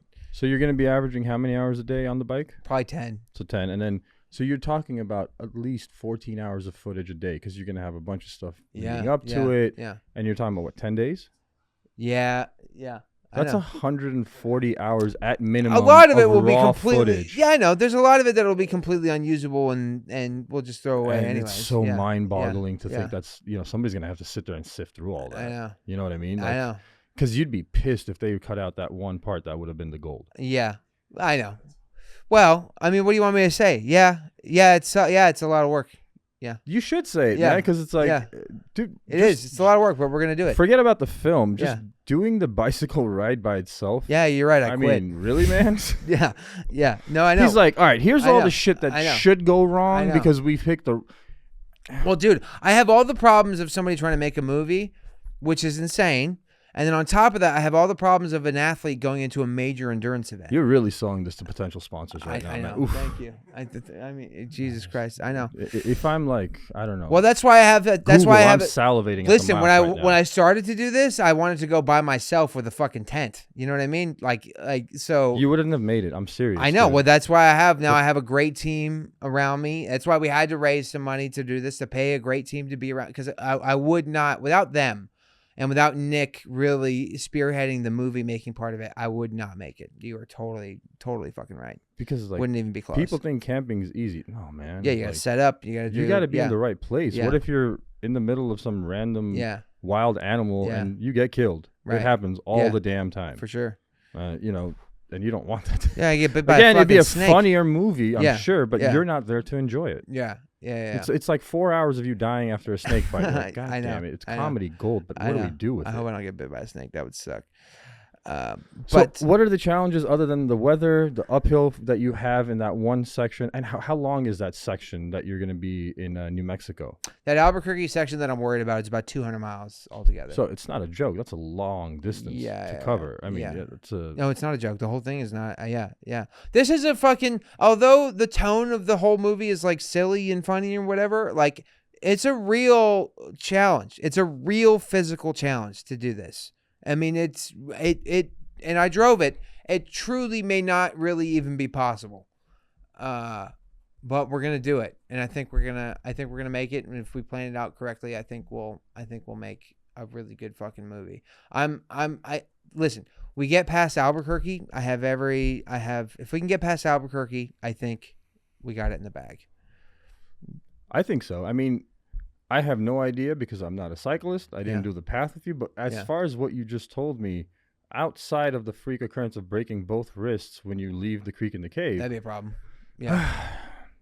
what the bigger problem is they might turn you into one of the homeless zombies out there. Yeah. You're one of us now. Yeah. They just, shave your Yeah. head, give you some crack, and you're Yeah. good. I think as long as I stay hydrated, man, I think I'm in pretty. So what is the plan for that? Is there a hydration plan that is going? Because I know sometimes people can get so tunnel vision locked into the objective that they forget Yeah. about the things that are so important, like eating and stopping for the well, required this breaks. is all Mike. Mike's gonna handle Mike all of that. is in charge of my nutrition and hydration, Okay. and I'm trusting that he will come up with a plan that works. I think you'll be all right. I mean, just an igloo full of water Yeah. is a requirement because you've seen the stretch. There's gonna be hundreds of miles of nothing. Yeah. That's the other thing. Yeah. Because I've done that cross country. Well, yeah, and we're you're gonna like, bring "No, there's nothing there." We're gonna bring water with us. Yeah, that'd be crazy if we hadn't thought about water yet. Why not? Just- It's so funny. Can how you many, imagine I you know, just get out of dude, quick in the cave? You're like, did anybody buy water? Dude, it is so funny though. It is so funny. I know you're joking, but it is so funny how many people like will come up to me because like I posted. Most of the city knows that I'm going to do this at some point, and so like I'll go stand in the circle, right? And you would not believe how many people will be like, "Dude, are you gonna bring water with you?" And you're like, You should just "No, dude, you're the first." Oh, thank God you said that. I would have forgot fucking water. These people are just fucking retarded. You know what I mean? They're my. That's what sucks. That's what sucks. Is I'm talking about somebody who's legitimately one of my best friends. It's just an absolute fucking moron. I mean. Did you get spare tires? No, dude. No, my God. Thank God you said that. I would. I mean, just. I think about that all the time. Where it's like if I died right now, like somebody would have to explain to my dad like who Swiggy is. You know what I mean? No, that guy. It makes sense. That guy's here. I know it's crazy, but like. One thing that I would Swiggy. suggest getting that I'm sure nobody actually suggested is, and this is like a last ditch resort for a flat tire. Yeah. They sell an actual goop that you put in. Put in that, yeah, and yeah. it'll just fix your Yeah, flat. yeah. Fuck, man? What if you run out of spares? Yeah, it's a big problem. Yeah. So I'd rather have a canister of that just laying around. Listen. It'll get me to the stop. Yeah, we have For that. We sure. do have. We Okay. do actually. Yeah, we have that. We're still. Sorry, bro. Dad mind going No, like, no, hey, my totally. son's going on an adventure. Yeah, I gotta make sure he's I okay. Totally. You got like tanning lotion and all that shit. Yeah, like I've got lotion. sunblock and the whole thing. So I Correct. mean, this is gonna be a very funny and interesting story. If you make it, it's hilarious. If you don't make it, it's still hilarious. Perfect. There's a lot the that can be perfect- done yes. with this. That like even the title itself, never gonna make it. The irony hits if you don't make it. Yeah. And it's a beautiful story if you do make it. It's Yeah. like hell yeah, man. It's Yeah. like all the seasoning for something really special is there. Yeah, totally. Now it's just a matter of not breaking your wrists. Not breaking my wrists and not dying before getting to Skank Fest. And I can't bomb the festival when I get there. I got to be good on stage too. Right. So I think we can end on this point. So for anybody that doesn't know, this is going to be part of a new series for Before They Stood Up, where I'm going to be actually touching base with Darian when he gets to Vegas or wherever he stops. I'm going to be flying there, and we're going to finish this interview with the second half of his journey. Yeah. So on your projection, when do you actually get to Las Vegas? So you leave on the 14th, right? Or 15th? I think we're gonna push it up. I'm gonna leave on Wednesday. Okay. After seeing it, we were planning on leaving on Friday, but after seeing it now, I think we're gonna leave a few days early. So Skank Fest is the first, right? No, Skank Fest is the 29th is the first day. 29th. I need to get there before the 28th. I got to get there the 27th at the latest. So yeah, I was gonna ask, like, how much rest time are you trying to get? Because I mean, depends on how many miles holy we shit, can. man. It depends on how many miles. If we get through Albuquerque, I'm not resting until after Albuquerque. Okay. Well, if we get through Albuquerque and we have and we're looking like we're good on time, I'm gonna take a day or two there. But that's the big hump that we need to get through first, and there'll be no rest until that's done. That'll be at least a full week to like a week and 1 or 2 days on the bike. So you're gonna try to get at least 2 days earlier to Skank Fest. Try to get yourself some rest, Some ready for to the festival. Because I feel like when you do get there, not if, Yeah. there's gonna be a lot of hype around it, and I hope so. I hope so. That's the whole I idea. think everybody's gonna be wanting to talk to you Yeah. about, like, bro, how the happened? fuck did you just do that? Yeah. You know what I Yeah. mean? Like, Yeah. it's gonna be fun. It's gonna be so fun. So that's gonna be an awesome thing. Thank you for doing this. So Thank just you, stay man. tuned. Yeah. We're gonna pick this right up. So just continue watching, because we'll be just in another place. So, how'd it go? I've been contemplating how to ask the first question. I can't figure it out. Yeah. No, how'd it go is good. That's a good, because it makes it it's easy for me, actually. I can just go, well, we crashed. Yeah, I was going to say, like, how I usually start with where were you born? In this instance, I wanted to be like, where did you end up? Yeah, You yeah. know what I mean? Yeah, we ended up outside of Flagstaff. We were close, man. We got so close. We were just a few days away from Vegas, and I crashed the bike, and I dislocated my shoulder, and I hurt my leg, and I just was not able to ride after that. So we drove the rest of the way to Vegas. All right, so before we get to Vegas, Yeah. and before we talk about the actual 1,100 plus miles that you did do on a bike, Yeah. tell me about the accident. How did it all, like, transpire? Like, what happened? Dude. Because you can't just say you Yeah, ended up in the hospital. Yeah, yeah. Like, hold on. No. I was coming down a hill. We were riding at night. Okay. We were doing it was at the end of a 100-mile ride. It was the last like 5 or 6 miles of a 100-mile ride in the middle of the night. It was like 3 or 4 in the morning. And granted, you're like a day plus ahead at this point, because Yeah. you've been putting on good miles. So you Yeah. could have just been like, screw it, we'll pick it up tomorrow. Yeah, we were gonna even trying to push to be even another day ahead after today, after this day. What was the thought process behind, like, trying to gain 48 hours? It was not a. Did it just happen? Like, Yeah, exactly. Yeah, it wasn't like a strategic thing we were planning on. It was just like we were getting the miles, and we had nothing else to do. So it was like, all right, well, let's go out and let's do a night session. You know what I mean? And then it would put us a day ahead. So we were just in doing that again. So we would have been another day ahead. We were going to get into Vegas on like Tuesday. I was thinking, honestly, I had in my head, there was one point we were talking about just riding the whole way through and just not stopping. Then I would have gotten in on Monday, in which case I would have flown to Salt Lake to see my wife for like a day or two, and then flown back to Vegas for Skank Fest. But that didn't happen. We hit a pothole instead, and I went over the handlebars and, got hurt. Yeah. Tell me about that. Like, so it's middle of the night. You're so it's probably in the middle of nowhere, I'm guessing, three too, or four, right? 3 or 4 in the morning. Yeah, middle of nowhere. Middle of absolute fucking nowhere. So one thing before we get to that, how did you get the route you guys had planned out? I remember you had driven, you'd flown out, and then you drove back to kind of route the entire thing. Were you avoiding the main roads? Were you on the freeways? What was the strategy? So we at this point, we had decided that I had decided that it was more important to me to get there faster than to. So being on some of the side roads may have been a little safer ultimately, or I don't know. Actually, I don't know.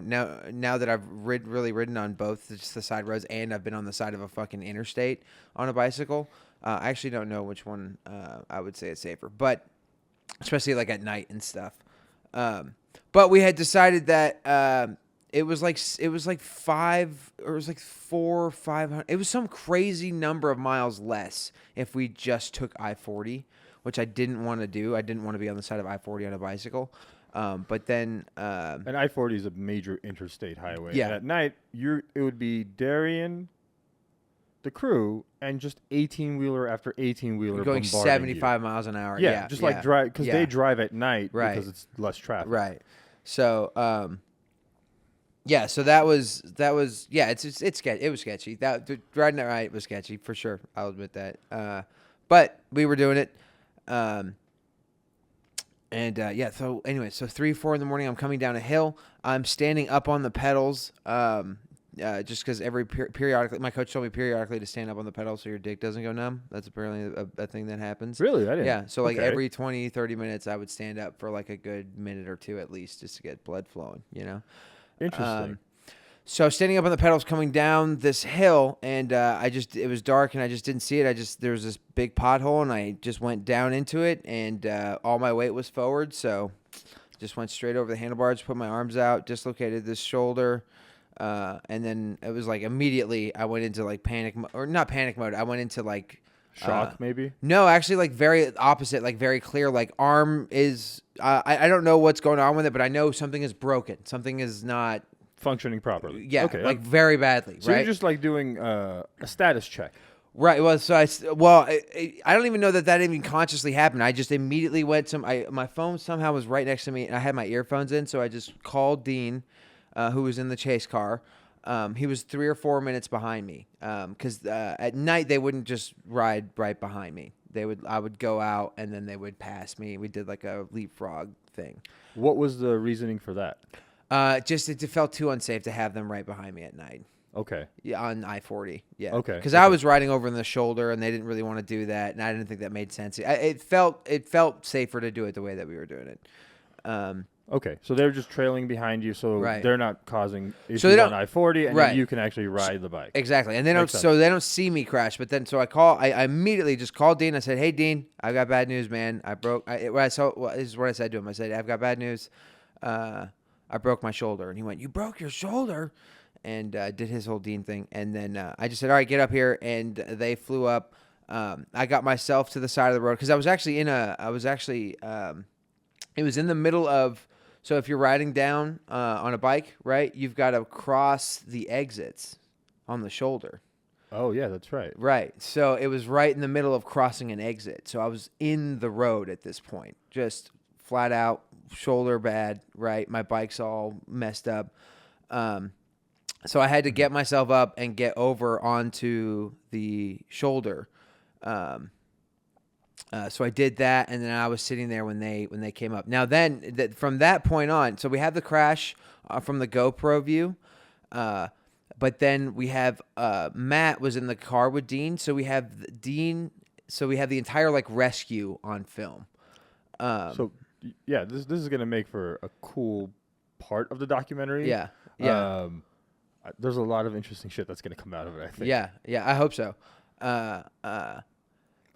I hope so. But Yeah, so I then we think have so. we have all that on film, and then the entire, because we were in the middle of nowhere, right? We had to go to a hospital, so we had to drive like an hour to get to a hospital. So you're just sitting in pain for a good hour. Oh my god, it hurts so. It's so crazy how bad it hurts. So for those that don't know, give them a rundown of your injuries. What injuries happened?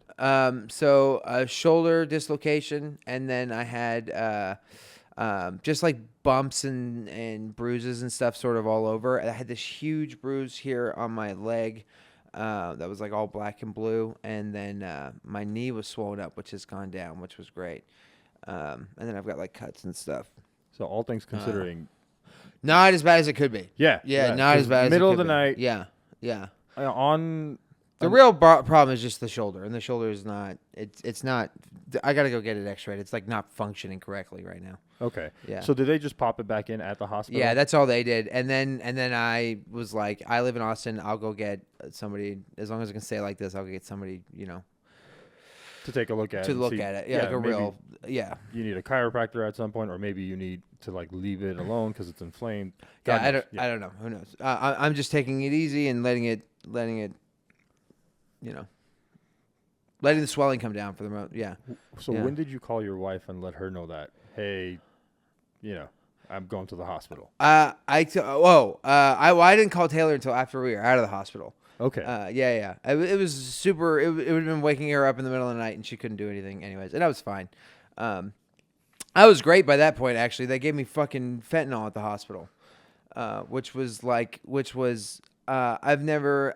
Well, they were how cavalierly they were like, "Hey, just give him fentanyl." I was like, "What?" yeah. It was pretty nuts. When you said that to me, like last night when we were talking, you said, "Yeah, they gave me fentanyl at the hospital." I almost thought you were joking because No. it's fucking fentanyl. Yeah, Like, that's exactly what I said. That's what they There was looked at me like nothing? I was weird, and they were like, "Yeah, it's medicine." I was like, "Okay, well, that's not how it is in the news." So Not even in the news. I mean, just look outside right. in Austin, probably in Vegas, Yeah. probably everywhere. It's Yeah. like, yeah, there's people that are walking around like zombies. That's fentanyl. Yeah. Mostly it's fentanyl, I think. now, I will say I get it. You know what I mean? I'm sure it was most awesome. people are like, Yeah. So what would, all right. So as a person, thankfully not an addict, Yeah. what did it feel like to be on fentanyl? I still had the crazy pain from the arm, so like that didn't totally go away, but there was like a huge I was sitting there like not being able to think about anything other than the fact that my arm is in pain till when they put that on it was like, oh, okay, I can sort of chill out and that was fine. And then they started grabbing my arm and Doing wrestled stuff. it in praise. Yeah, that sucked. So the pain didn't actually go away, but you didn't care. Is kind of what fentanyl did. Yeah, I think so. That's Yeah. weird. Yeah. That's fucked up. Yeah. No, it was great. Don't do it. Yeah. I don't know, So you get out of the hospital. You guys come to Vegas. Your wife knows at this point. It's like you kind of let everybody know. Yeah. Well, we went through, and this will be part of the movie, but maybe I shouldn't give this away then.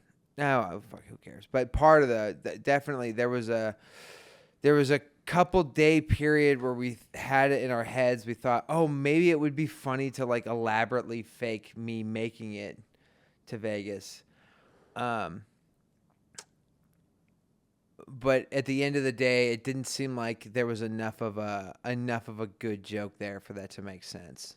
Okay. You know what I mean? I think showing up and telling everybody that I had made it, even though that I hadn't, I think I would have. I don't think I would have. That wouldn't have been fun. I think I'd have felt very It's probably guilty. more fun saying you didn't make it and the entire because it's almost like a fucking cartoon. You go into a Right, puddle, yeah. you fly over a bicycle. Yeah. Like the whole thing. I've been thinking about that a lot. I mean, hilarious. we did name the thing. We're never going to make it before we even. Yeah. Which is crazy now that I look back. Like, of course it was going to end like this. There was no other way that it was going to end. You know what I mean? I mean, I remember the first part of our conversation when you were like, I could leave the creek in the cave and break my shoulder. Yeah. I think it was something to that effect. I shatter And both my arms. You shatter yeah. both your arms, Yeah. exactly. And I'm Yeah. like, we laughed about it, but then, It fucking happened. thankfully you didn't shatter Yeah. your arms, but yeah. I don't It's know. unbelievable, man. It sucks. And it really is that was also something too that was tough to deal with. There was not really I felt that because we went into movie mode and making all these decisions about what we were going to do next and what would be the most interesting story to tell. And would it be funny for me to fake it and then have it come out in the movie that I didn't make it, or that I didn't actually make it? Would that be funny to everyone? So we're sort of going through and thinking about that, but there's still not I still feel like I didn't really get to acknowledge like how disappointed I was to have not made it in that way. After riding so hard for so long and then for it to be cut short because of a fucking pothole in my shoulder, it just was like, man, it was really depressing. And that's kind of what I wanted to touch upon. I know you come to Skank Fest and everything kind of has to be put aside because Yeah. there's this entire mob of people that are only here for one thing, and that's funny. Right. Yeah. And I was just wondering, like, what has been going through your head since the crash? And I mean, you just touched upon it, like being depressed about it. Yeah. Like, what was the depressing part? Was it that you dedicated so much time and you had gotten your body to a point where you knew you could make the ride? Yeah, I knew I And- could make the ride, but then also knowing like, oh man, I'm gonna get to Skank Fest. I'm gonna have to fucking go through the conversations with everyone about how I didn't fucking make it, and it wouldn't. It just wasn't. I was like, I could see it. Like we were right there. We were almost done, and it would have been like this triumphant entrance into the festival, and instead it was just like, no, I'm hurt and fucking, and I'm still in pain. Like, you know, I haven't been able to hang out and fucking, you know, party with everyone as much as I've wanted to, just because I'm just not all there physically right now. you Yeah, know? like last night. And that's depressing because I've been looking forward to Skank Fest and to cutting loose like that since I was booked for it, you know. And I put this whole big thing in front of it, leading up to it. It would have been this big like reward at the end of it, and instead it's like this thing now. Like I also kind of just want to go home and see Taylor and my kid. You know what I mean? After being away for so long and getting injured and shit. Yeah, I know exactly how you feel, especially like the injury Yeah. makes you long for home even Yeah, more. yeah, Because yeah, I know it may sound crazy, but in the middle of the night, flying over a bicycle for a split second, your subconscious is like, oh fuck, I could die. yeah. So that Yeah. kind of triggers like, I really want to see my family. Right. I right. totally understand. Yeah. Like I had a bad accident last year, and the only thing I could think of was like, I need to get home to my family. Yeah. It's one of those crazy things. Yeah. That it's just like, Yeah, all you and I care don't. about. I guess yeah, it's interesting. It definitely not used to. Like it's a new. It's definitely a new thing. Well, not that it's new, but like we just had our first. I have a family now for the first time. So it definitely an interesting like shift in like, oh, I got to get home to them. I don't think really existed in my mind in the same way prior to that. Does that make sense? It makes a lot of sense. Yeah. And I think part of it is a Darian is speaking to another version of Darian going like, maybe we can't be as fucking nonchalant with our own lives Right, anymore right. because there are others that genuinely depend on it. For sure. And it's a good thing. Yeah. It is a trigger to self-actualization. It is a trigger to full manhood. I mean, it's one of those things that like once that thing goes off in your brain where you're like, I still want to be successful, but not at the cost of my family in any way. That's a good thing. Yeah. Yeah, and you'll see Good. it. Like I know right now you feel down that you didn't make the ride. Yeah. But that does lead for never gonna make it too, Yeah. where you do fucking make it. Yeah. And it just makes the whole thing even better. So it's like, I know you're discouraged, but I know you're not giving up. I No, I'm fully not know giving you're up. not, No, 'cause I'm I not- feel definitely like not next giving year up. we're gonna have this conversation, and you're gonna be like, dude, fucking, I did it. Yeah. Like, holy shit. Yeah. Yeah. Yeah. So that was one of the first things I started thinking about was like, are we going to do this? Like, was there some version of me like going and just finishing the miles that we didn't make it through, which seems lame. Bro, I'll sign the papers right now for next year's. Okay. All right. I'm in. All right. Let's do it. I want to, well, first of all, I need to get back, rehab my shoulder. I need to figure out I need to fix that. Right. Good, yeah. So that'll take time. And then, and then we'll just start planning and training and we'll need to figure out, there's a rumor going around that Skank Fest is not going to be in Vegas next year. Ooh, Austin maybe? It won't be in Austin. Who could hold so much debauchery in one place?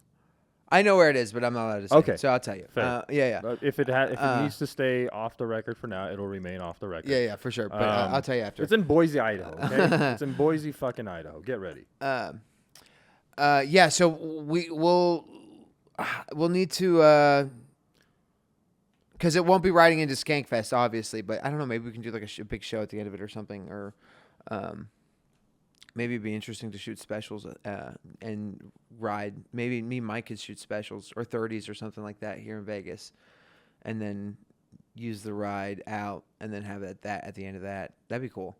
All right. Well, don't give too Anyways. much of it away. Yeah. Oh, yeah. Just so nobody knows or starts. You know how this podcast ain't big enough, but if it was, the rumor mill would be just pinpointing Google Maps for the next 365 days. Yeah, it's all good. But the idea of you and Mike here doing 30s or doing even a special, Yeah, that would be kind of fucking awesome. that'd be fucking awesome. That would be so cool. And That'd be then awesome. writing out from there. Yeah, So let's speak a little bit about your crew, man. Yeah. Because you had a bunch of solid dudes around you. yeah.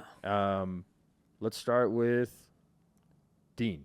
You talked about him first. Yeah, Dean was great. He was the head of transportation, as he called himself, and we all agreed by the end that he was the head of transportation.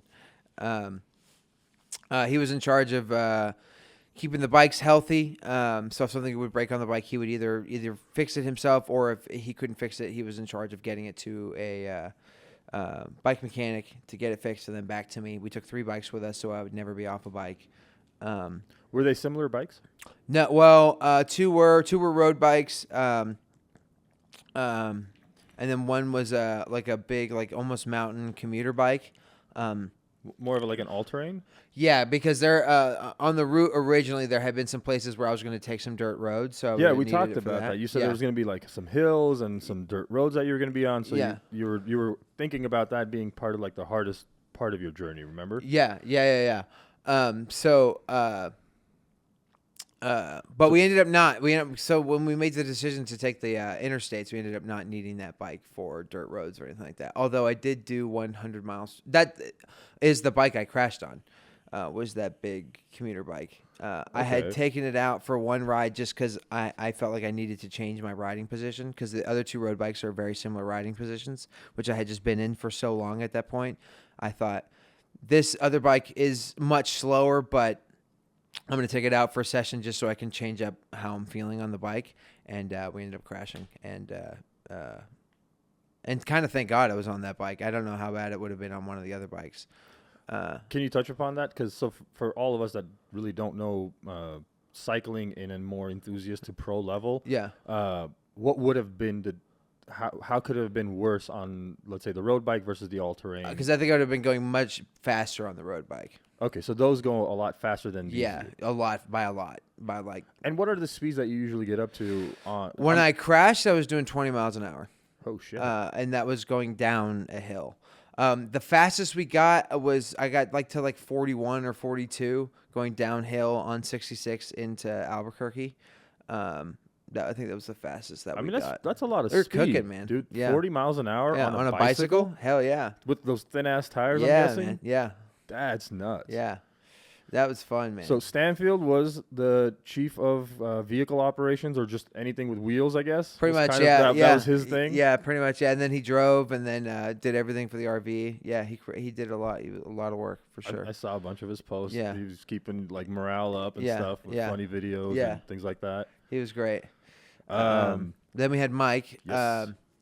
Mike was unbelievable, man. Honestly, he went so far above and beyond what I thought he was even capable of. Truthfully, he was on top of the route, he knew elevation changes that I wasn't even aware of or seeing. I wouldn't even have to do anything. I wouldn't even have to look at the route. He would just be like, "You're going this direction." And then he would be like, all right, in a mile, you're going to have this climb. In 10 miles, you'll have this climb. And then after that, you're downhill all the way into whatever. He knew every day, he was so on top of the route. I couldn't, honestly, I couldn't believe it. Made it very easy.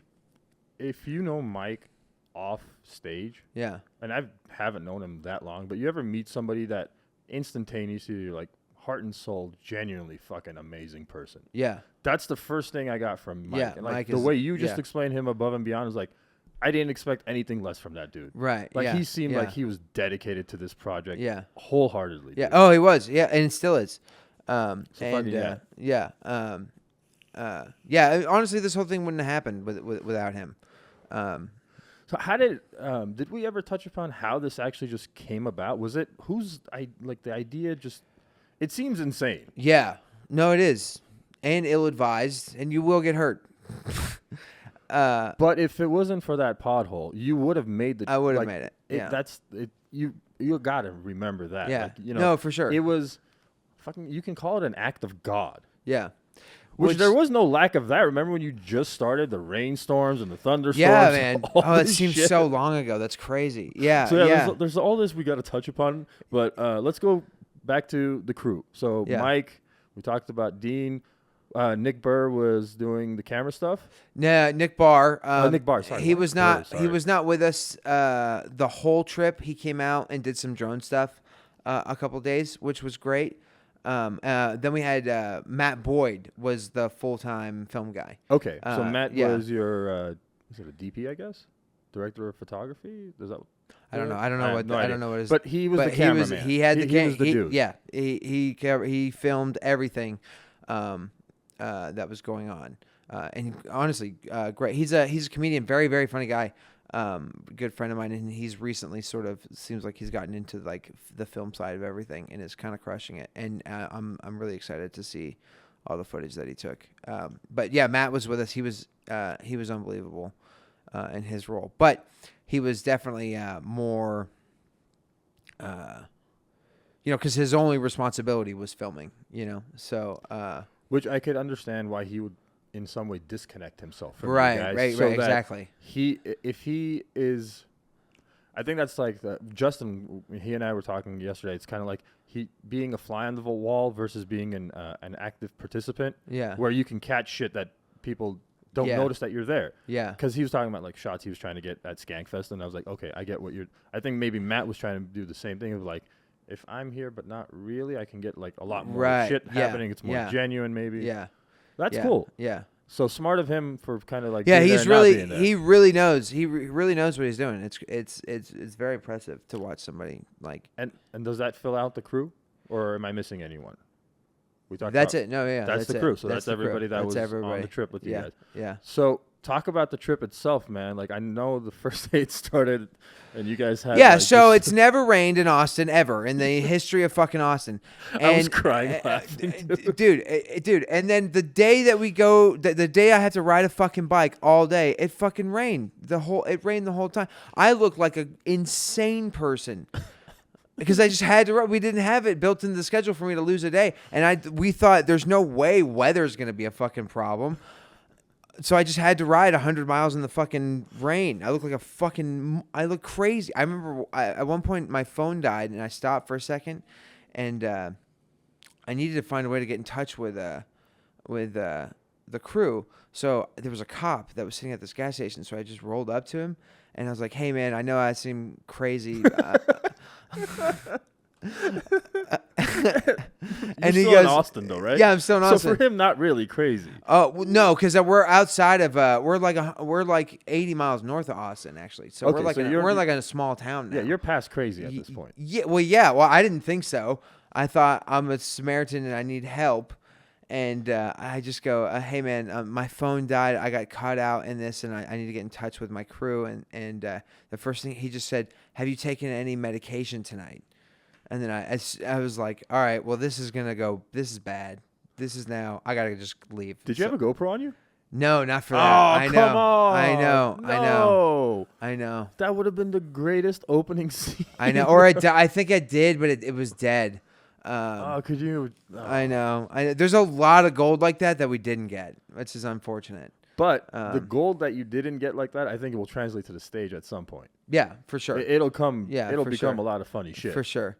Yeah, there's definitely stuff. So day one, you get how many miles did you get in day one? Because it was like 88 torrential because of the fucking rain. Yeah, I got 88, and I was supposed to do 100, but I got 88 because of the rain. Then the next day we went out. Also, I had a flat tire the first day, which sucked. This has got to be a sign, like something good's gonna happen. And then you were like, 3 days later, you're like, dude, we're gaining a day on this bitch. And I was like, holy shit. Yeah, we gained a day. We gained a day like the first 2 days. Yeah. Yeah. I think it was either you or Mike I was talking to, and you were like, dude, we're gaining a day. I was like, fuck yeah. Yeah. Let's Yeah, go. we were hauling ass, but yeah, it was also that ride up 183 from Austin into New Mexico, super easy. Totally flat for a steady incline, but not anything like you couldn't handle, and just keep really, really crushing. It wasn't until going into Albuquerque that I was like, going into Albuquerque is where I became worried that we wouldn't make it. because the elevation change. I had my second hardest day of climbing was like our 4th day in, which was into Albuquerque or whatever. Or no, was it later than that? I can't remember. But going into Albuquerque would be my second hardest climb, and the wind comes from west to east. So Okay. you're fighting against the wind. And everybody was telling me this before we left. They were like, you can't. I was like, whatever, the wind's probably not that bad. But once you're going uphill into a 30-mile-an-hour headwind And in the middle of the day, desert, too. in the desert, in the middle of the day, there was one day I was supposed to ride 100 miles, and I did 33. Because of that weather. I just couldn't. You can't. Dude, the wind's coming so hard that like you get to even if you get to the top of a hill and you get a little bit of a downhill, you don't coast. You have to still power and pedal through because the wind is so hard it holds you back. So it's creating that much friction. That much, yeah, like that much. It was so much harder to ride into the wind than without the wind. That we needed. That's part of the reason we started riding at night too, was it's not windy at night versus during the day. It's a 20-mile-an-hour headwind minimum from west to east. Now I understand why, like the pro cyclists, their helmets and their bikes are so expensive. So aero, yeah. And because their aerodynamics, Yeah. Lightness and aerodynamics, I guess, is the key factor here. Yeah, So when things like that happen, I mean, you'll be able to chuck through it. yeah, yeah. So weather was, I'm getting like a theme that weather was like the prevailing element that you didn't kind of factor in. Yeah, too, because then also once we started riding at night, one thing I didn't have any proper, like, it was cold. It was like legit cold. So no thermals, you didn't bring on. Well, because we were preparing to be out in 105 degrees every day in the desert. But it's the desert; it gets freezing at night. Well, we know that now. I know that now. Yeah. All right. I know that everyone knows that. I know. No, listen, see, that's I know. the thing. Not everybody knows that. Commonality is it's the desert. It's hot forever. Yeah. Especially if you live in Texas, where when we get the heat, it's still hot at night. Right. So your brain just doesn't automatically compute that. Oh, it'll be freezing in the desert. Why would it be? Because Right. if it's still hot as all I'm just hell not at used night to that here, swing. Yeah. Yeah. Yeah. It does. Like we don't get it, but I'm sure there's a lot of factors that go into why the desert becomes freezing at night. Yeah, I don't know, but I know that I know that when we were in it, I didn't have any gear, really to stay warm, so that was a problem. We ended up buying some stuff. So that's what I was later. going to ask. Adjustments on the road. I mean, things like that. Were you able to kind of, as you're going and something that was unforeseen comes up, be able to kind of pivot and make it work by getting clothes, let's say, or by riding out the really shitty weather? Yeah. So yeah, we would make adjustments. Those two being probably the biggest, right? Like that adjustment of like, all right, we can't really ride during the day, so let's ride at night. We were already prepared to ride at night though. Did you at least have proper lighting gear and stuff to be riding in at the nighttime? Yeah. We had a high vis vest which I wore, and then I had a tail light on the back of my light that blinks very annoyingly loud. Bright and light fast. so people see it. Yeah. On the tail, and then I had my my headlight, which was great. So we made sure I was very visible. Especially the times where the chase car wouldn't be right behind me. And that was mainly at the nighttime. So you're kind of riding by yourself. Yeah. So how was that riding at night? Was there any close calls? Any pothole aside, anything else that you were just like, holy fuck? Yeah. No, not really. I was pretty comfortable, to be honest with you, at night. There were parts of riding through the desert that got just creepy, I think. It's just like too much space, you know? Just like nothingness forever? And there was a lot of deer and stuff that would like run next to me. And there was a couple times where some big guys got pretty close. That was pretty nerve-wracking. I did not expect snakes and tarantulas were a big problem. Tarantulas? Yeah, they would run across. They weren't really a problem, but like they would. I ran over a few. Oh shit! For sure. Yeah. And the snakes. Same thing. Just same ran thing. over? Well, because they come out onto the. I realized they were coming out onto the road to warm up during the day. Oh. So like when we'd start early in the morning, they would just be out on the pavement, just warming up. Yeah. And who knows? Like, there's like rattlesnakes and shit out there. You know what I mean? So like, I didn't want to. And this is what part? New Mexico, or just the whole thing was Yeah, kind of like that? the whole thing was kind of like that. Yeah, yeah. Up until through definitely New Mexico, mostly New Mexico. Yeah, most of the snakes were. What was your favorite part of the ride? Like what state, what city, what like, I don't know, natural habitat? Yeah. Whatever, something. Yeah. It's hard to say. I don't know if that I have a favorite part just because so much of it was just flat and boring. And so much of it felt the same just because it becomes so. You know, one of the things I realized about the ride and this type of riding is it takes all my favorite things about cycling away and leaves just the parts that aren't fun. Because you're not like weaving in and out of traffic. You're not, going through some cool intersection over a bridge or like, whatever. It feels so slow and out in the open. You don't feel like you're making any progress. You're not turning or anything. You're just on the bike, one direction. It kind of really sucks. So it's just like very monotonous. Nothing. So happening. monotonous. So monotonous. Huh. So that's And I did not account for how mentally, how big of a mental effect that would have on my ability to keep riding because it's just so boring. so it just kept killing your morale, I guess. Yeah, well, yeah. So because also like, so even if it was flat and you could see, right, the scenery wouldn't change as you would ride. So it feels like you're not making any progress, no matter how hard you ride. Or the opposite would be like you're going up a hill. Like when we started getting into big elevation changes, one thing, like you go up a hill and you get to the top of that hill. And when you get to the top of a hill, you expect to go down, right? Right. But you get to the top of this hill and there'd just be another hill that you couldn't see. It was like riding through a fucking funhouse of hills. And it would just never, it got to the point where like I couldn't look at the top of hills anymore. I had to like keep my eyes down and just look at, here's the line for the road and here's the edge of the shoulder, just stay between it. And just not even look at the top of the hill. Oh Because I man. just wouldn't get, because also like it would be a hill that's like 3 miles long. You know, like legitimately, right? And it's just up, and then you get to the top, and then it's just up more somehow. So I had to stop, look, and just keep my eyes down. For a lot of New Mexico, I just kept my eyes down. Because it was just kind of like It's just so boring. It's killing just, you. Yeah, yeah. It's kind of getting you to the point where you want to like mentally give up. Not New Mexico. A lot of the end of Texas. I had to keep my eyes down and just focus on right, left, just keep going. Was there anything that you were doing to kind of like track your own progress? Yeah, I tracked it all on. I Tracked it all on. Follow me on Strava. I tracked it all on Strava, and not all of it on Strava. All of it's on tracked on Whoop. Okay. Sometimes I forget to turn Strava on. So you had a Whoop band on? Yeah. Okay. I tracked all my fitness stuff through that. The Whoop's been great just in my life, honestly, before this, just in general.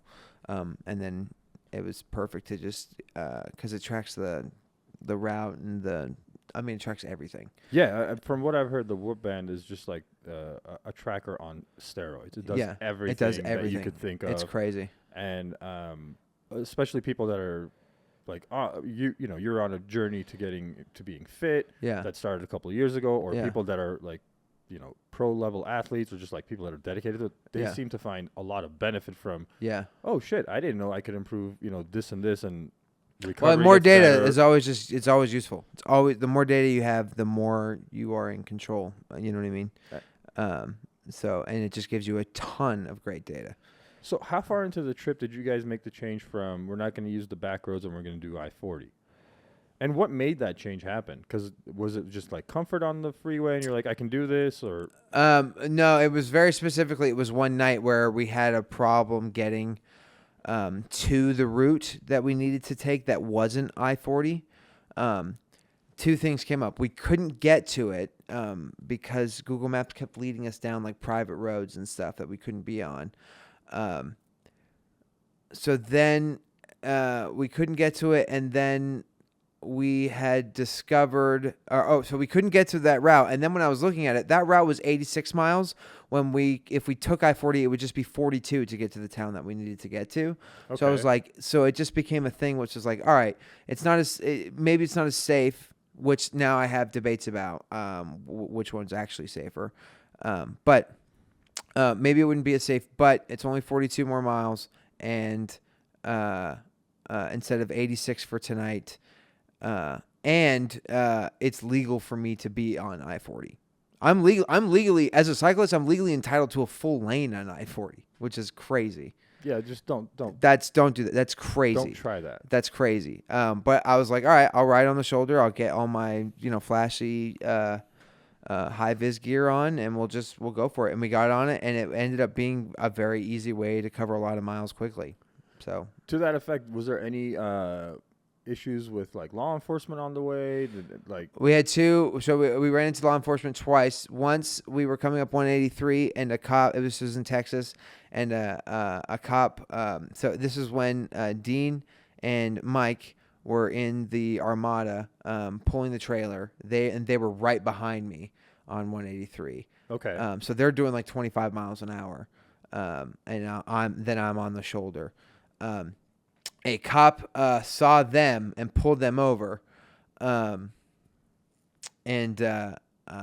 I turned around and just started riding back towards them. And as I got there, the cop was talking to them, and then I just introduced myself and said, "Hey," and he said, "What are you guys doing out here?" And I said, "I'm cycling to Vegas." And it was crazy because I said that, and he just said, "Okay, you guys have a good night," and then he just got in his car and left. So weird. That was so weird.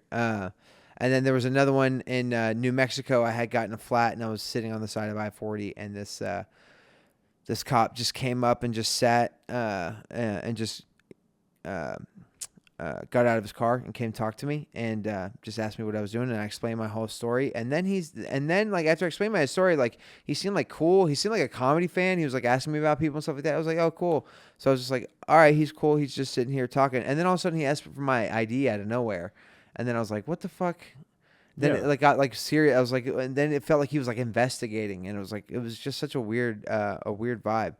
So he played his own version of good cop, bad cop. I guess, yeah, but he was the good cop and the bad cop. Yeah, It didn't make any sense. Yeah, he's a schizophrenic. It's all right. But then when Mike and Dean showed up, he just left. He was cool. But yeah, that was the only time we ran into law enforcement at all. And that was you were good after that, huh? Yeah. Yeah, which is odd. I thought we would have gotten stopped more than we did, honestly, especially when we started riding on I-40. But no, apparently it's just totally legal, totally fine. Do whatever you want. No one stopped us. I got passed by a ton of cops. No one ever stopped. I guess you're probably not the first person that's cycled No, for a sure. stretch of highway. Yeah, there's got to be And, not. Yeah. You know, the cop doesn't know that you're going to Vegas. He's just like, all right, another guy just whatever. Yeah. That was wild when people would ask me a lot, like, how far are you going at Vegas? They'd be like, almost all the time, they wouldn't even comment. They'd be like, okay. Good luck. Whatever, son. Yeah. sure. Yeah. A bunch of bless your hearts, right? Yeah, exactly. It's like, bless yeah. your heart. Yeah. I'm like, all right, I am going to Vegas. But we didn't make it. Well, you made it. We made it. We made it to Vegas. We're here. We're having a good time. We made it to Vegas. Yeah. But, I mean, not exactly the way you wanted. That's okay. I'm glad I'm okay, man. I'm glad it was not, looking back on it now, I was like, oh, shit, it could have been a lot worse. Yeah. Oh, yeah. It could have been fatal. Mm-hmm. What was your nutrition like and hydration? I know Mike was like a key player in all of that. Yeah, he was. Was there a strategy before going out of like how to make sure that you kept hydrated, how to make sure that you were eating, or was it just kind of like? We had a strategy in place and it went out the window as soon as we started. How come? I don't know. It shouldn't have, but it just did. I just started. So I would just hydrate as much as I could when I could. I'm very good about being on top of that for myself. And then food just became whatever was easiest to get, like right that second. There was not a lot of. It took us a few days before we started like cooking in the RV and stuff like that. So there was a lot of just bullshit. But I kept I kept as many calories as I needed, and What was your calorie intake per day? What were you trying to hit as a goal? Like 7,000 to 8,000 at least. Shit. And I was burning like 10 to 12. So you're still trying to get at a caloric deficit at the end of the day. I was not trying to be in a deficit. I was trying to just eat as much as I could, but there's only so much I can eat. You know what I mean? I mean, though shit, we were burning so 8,000 much. is a lot to A consume. lot. Yeah. So what was your morning like? I'm guessing the first thing you're probably consuming food, right? No, I usually don't eat in the morning, actually. So Yeah. you're putting 8,000 calories into lunch and dinner. You mostly just dinner. Yeah. Mostly So what does just that dinner. look like? What was a typical meal for you on the road? Oh, dude. Well, when we did like ground beef and just like ground beef and rice and cheese and fucking, we were just onions and peppers and just throwing just all kinds of shit together.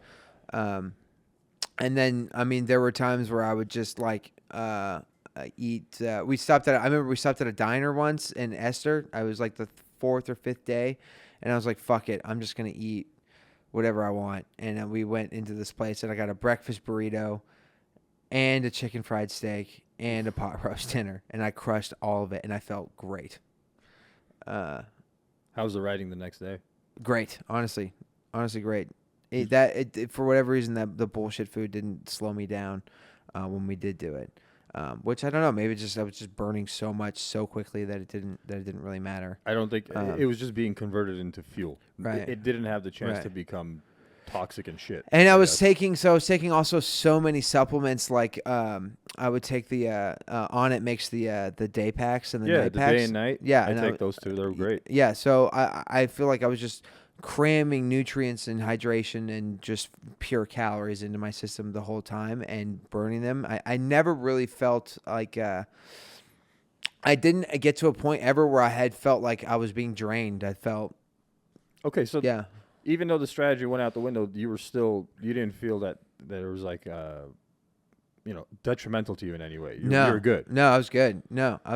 And I was very sore at like day 5, 6, 7. I was like starting to really get worried about like, oh man, I'm not like whatever. But then my best ride was the night of the crash. Like and that was getting towards the end of the ride. I was starting to feel really good on the bike at that point. So you're kind of like in a rhythm. You're past the soreness. Yeah. Your body's really like acclimated to this. Yes, yeah, totally. I felt pretty invincible, and that's when it all went wrong. But I mean, I say act of God. It was outside of your control. Like nothing you could have done would have prevented that from happening. I know. It still sucks though. It does. Oh, dude, it sucks so bad. It sucks so bad, dude. It sucks so fucking bad to get so close and to crash. I know you're right. What we did was impressive. Fine, I agree. No. But You don't get it. Like, dude, it's fucking epic what you did. You understand? Like, just out yeah, of the but blue. you didn't get there. It sucks so bad. Right, how much time did you have to prepare for this? Like, don't give me the 2-year journey of getting to Right. From the time we Actually decided to get ready to do a 14 to 1600 mile bicycle ride. So from the time we actually decided we were going to do the ride, well, I had already been in pretty good cycling shape by the time we decided to do the ride. I get that. Right. But by the these time are two completely different animals. Sure. So when we started doing the looking at doing the full ride, it was probably 2 months before. Yeah. So Yeah. like you didn't have time. Yeah. You know what I Yeah. mean? Like, Yeah. and your crew didn't really have time because they'd never done anything like this before. You kind of just like slapped it together and like we probably really do this. slapped it together. We really slapped it together. And that is one thing that we will do differently when we do this again. We will be more prepared as a crew. And it will not be slapped together. Yeah. So like then you have to agree with me when I say it was fucking epic. It bro. was You epic. did I'm not- 1100 miles. Yeah, it was epic. On something No that was doubt. just kind of like on a whim, really. No You're doubt. just like, could we do this? Yeah. Why not? No doubt. And I we mean, would have made it. We you would know, have fucking made it. There was things that happened, I'm sure that we can talk about it or not talk about it, that we kind of touched upon. You know, like you had people that did make commitments and didn't end up coming through with those commitments. Yeah. And that probably put a hanker into things and just kind of Yeah, like, it was tough. Yeah. you know, and Yeah. like all of those things that stacked against you, and you still made it that far, and like you got the confidence you could do it next year, no problem. You know, the hardest part about this, which I didn't expect, and the things I've learned the most from, are the movie side of this and the business side of this. Okay. And it's the first time I've ever had a project where I was confident enough to ask other people to invest in it. You know? Yeah. And I feel like I've learned a lot. I mean, man, this was good. Like the physicality part of this was great, and that was the forefront of when I went into this. That was the forefront in my mind of what I was trying to accomplish. And coming out of it now, I realized more. I learned way more about my industry and what I do doing this than there was any physical benefit. Does that make sense? Yeah, but like, give me an example of what you learned. A, film industry wise, and B, just the business side of entertainment. What were what were your takeaways? Well, even just building like when we sat down and we started to storyboard and put like an arc together of like what the story we're gonna tell is. It's like it was just approached in first of all, shouts out to Nick Barr. He's really the professional that's involved with this. But I had just never had a project that was this serious and that was being handled by somebody. So I just never had approached storytelling in this way or just done anything this big. So that was cool. That's interesting. Yeah. What you thought was going to be ended up being completely different. Right. Yeah, it's also the first time I've worked on a project and felt like, oh, this is actually this isn't a hobby anymore. This is what I do. Like, I'm a comedian. I'm an entertainer. This is what I do for a living. And and does this mean that you want to do other film projects and kind of be involved in that side of entertainment, or maybe not for you? No, for sure. For sure. I don't know in what capacity. I don't know exactly what we're going to do yet. I don't know. I'm not an athlete, so I don't know if this is like a vein I want to live in. But this was a cool thing to do, and I think I'm going to have other ideas of cool shit I want to try, and I want to capture them. Well, I mean, at the heart of it, you're a comedian. Yeah. So I think there's a lot of outlets there. Yeah. I mean, I saw that you guys even did a couple of spots on the road. Yeah, we stopped. We did one actually. We stopped and did a show in Albuquerque, which was wild, and because it was basically just an open mic that they converted into a show for us since we were there. How did that happen, by the way? Like, Dean what's that conversation? Dean set that up. I don't know how that was set up. Honestly, Dean was the one who put that together, but it was very kind of funny when we got there, and we're on the road. We got this big production, this big thing, and we're going to Skank Fest, one of the biggest festivals. And no matter where you get, I'm still just kind of at an open mic. You know what I mean? Yeah. Just fucking dying on stage, and you're like, wait, how did whatever. the open mic go? It was okay. It was fun. There were some people there. It was mostly comics and stuff, and we did good. We all got laughs, and me, Mike, and Dean all went up and did 15. We had good sets and stuff, but it was still not. It's not killing in a huge. No, I get it. Yeah. It's not Skank Fest. Yeah, exactly. It's not what was like yesterday and what's probably going to happen today and what Right. happened the day before and all that shit. Yeah. Yeah. No, I get exactly what you're talking about, but Yeah. I mean, aren't those fun too? Oh yeah, Aren't no, those, super like, fun. little pop-ins. Yeah, and just like, super fun. Definitely super fun, but also just kind of funny, based on everything that we had going on to be doing this really shitty show. I mean, that's like but it because was- you guys are Yeah. comedians. You Yeah. know, like you're not going to pass up the opportunity to No, get for on sure. a mic. Why not? Yeah, Fuck it. for sure. That's the other thing too. Is like none of us were gonna say no. Yeah, Yeah. because you're like, all Yeah, right, I'll all go right. to a random Whatever, place dude. in New Mexico and see what happens. That's so funny. It sounds great. It sounds like the best thing in the world, right? Can I- So, I think you've had an interesting journey, and I was gonna ask, how much of this do you think you'll be able to translate into stuff on stage? I'm not sure yet. There's definitely a good 15, 20 minutes about the whole thing, 100%. But it'll come down to whenever I start working on it, which won't be till I get back to Austin, and I start just grinding out sets. So one more thing. to the timeline. What is the timeline for the film? Do you guys have a projection of what's next? What are you planning on doing with it? You know? It'll be probably 4 to 6 months of editing, Okay. at least. But then there comes the well, I'm gonna leave this all a mystery. But there does come. We may not be done yet. We may not be done filming yet. Okay. Yeah. So there could be some other stuff that we to do. be announced, Yeah. possibly. Yeah. Would it maybe have a Skank Fest 2024 release date? Well, Kind of like lining it up a little? I would love to do that. We'll see.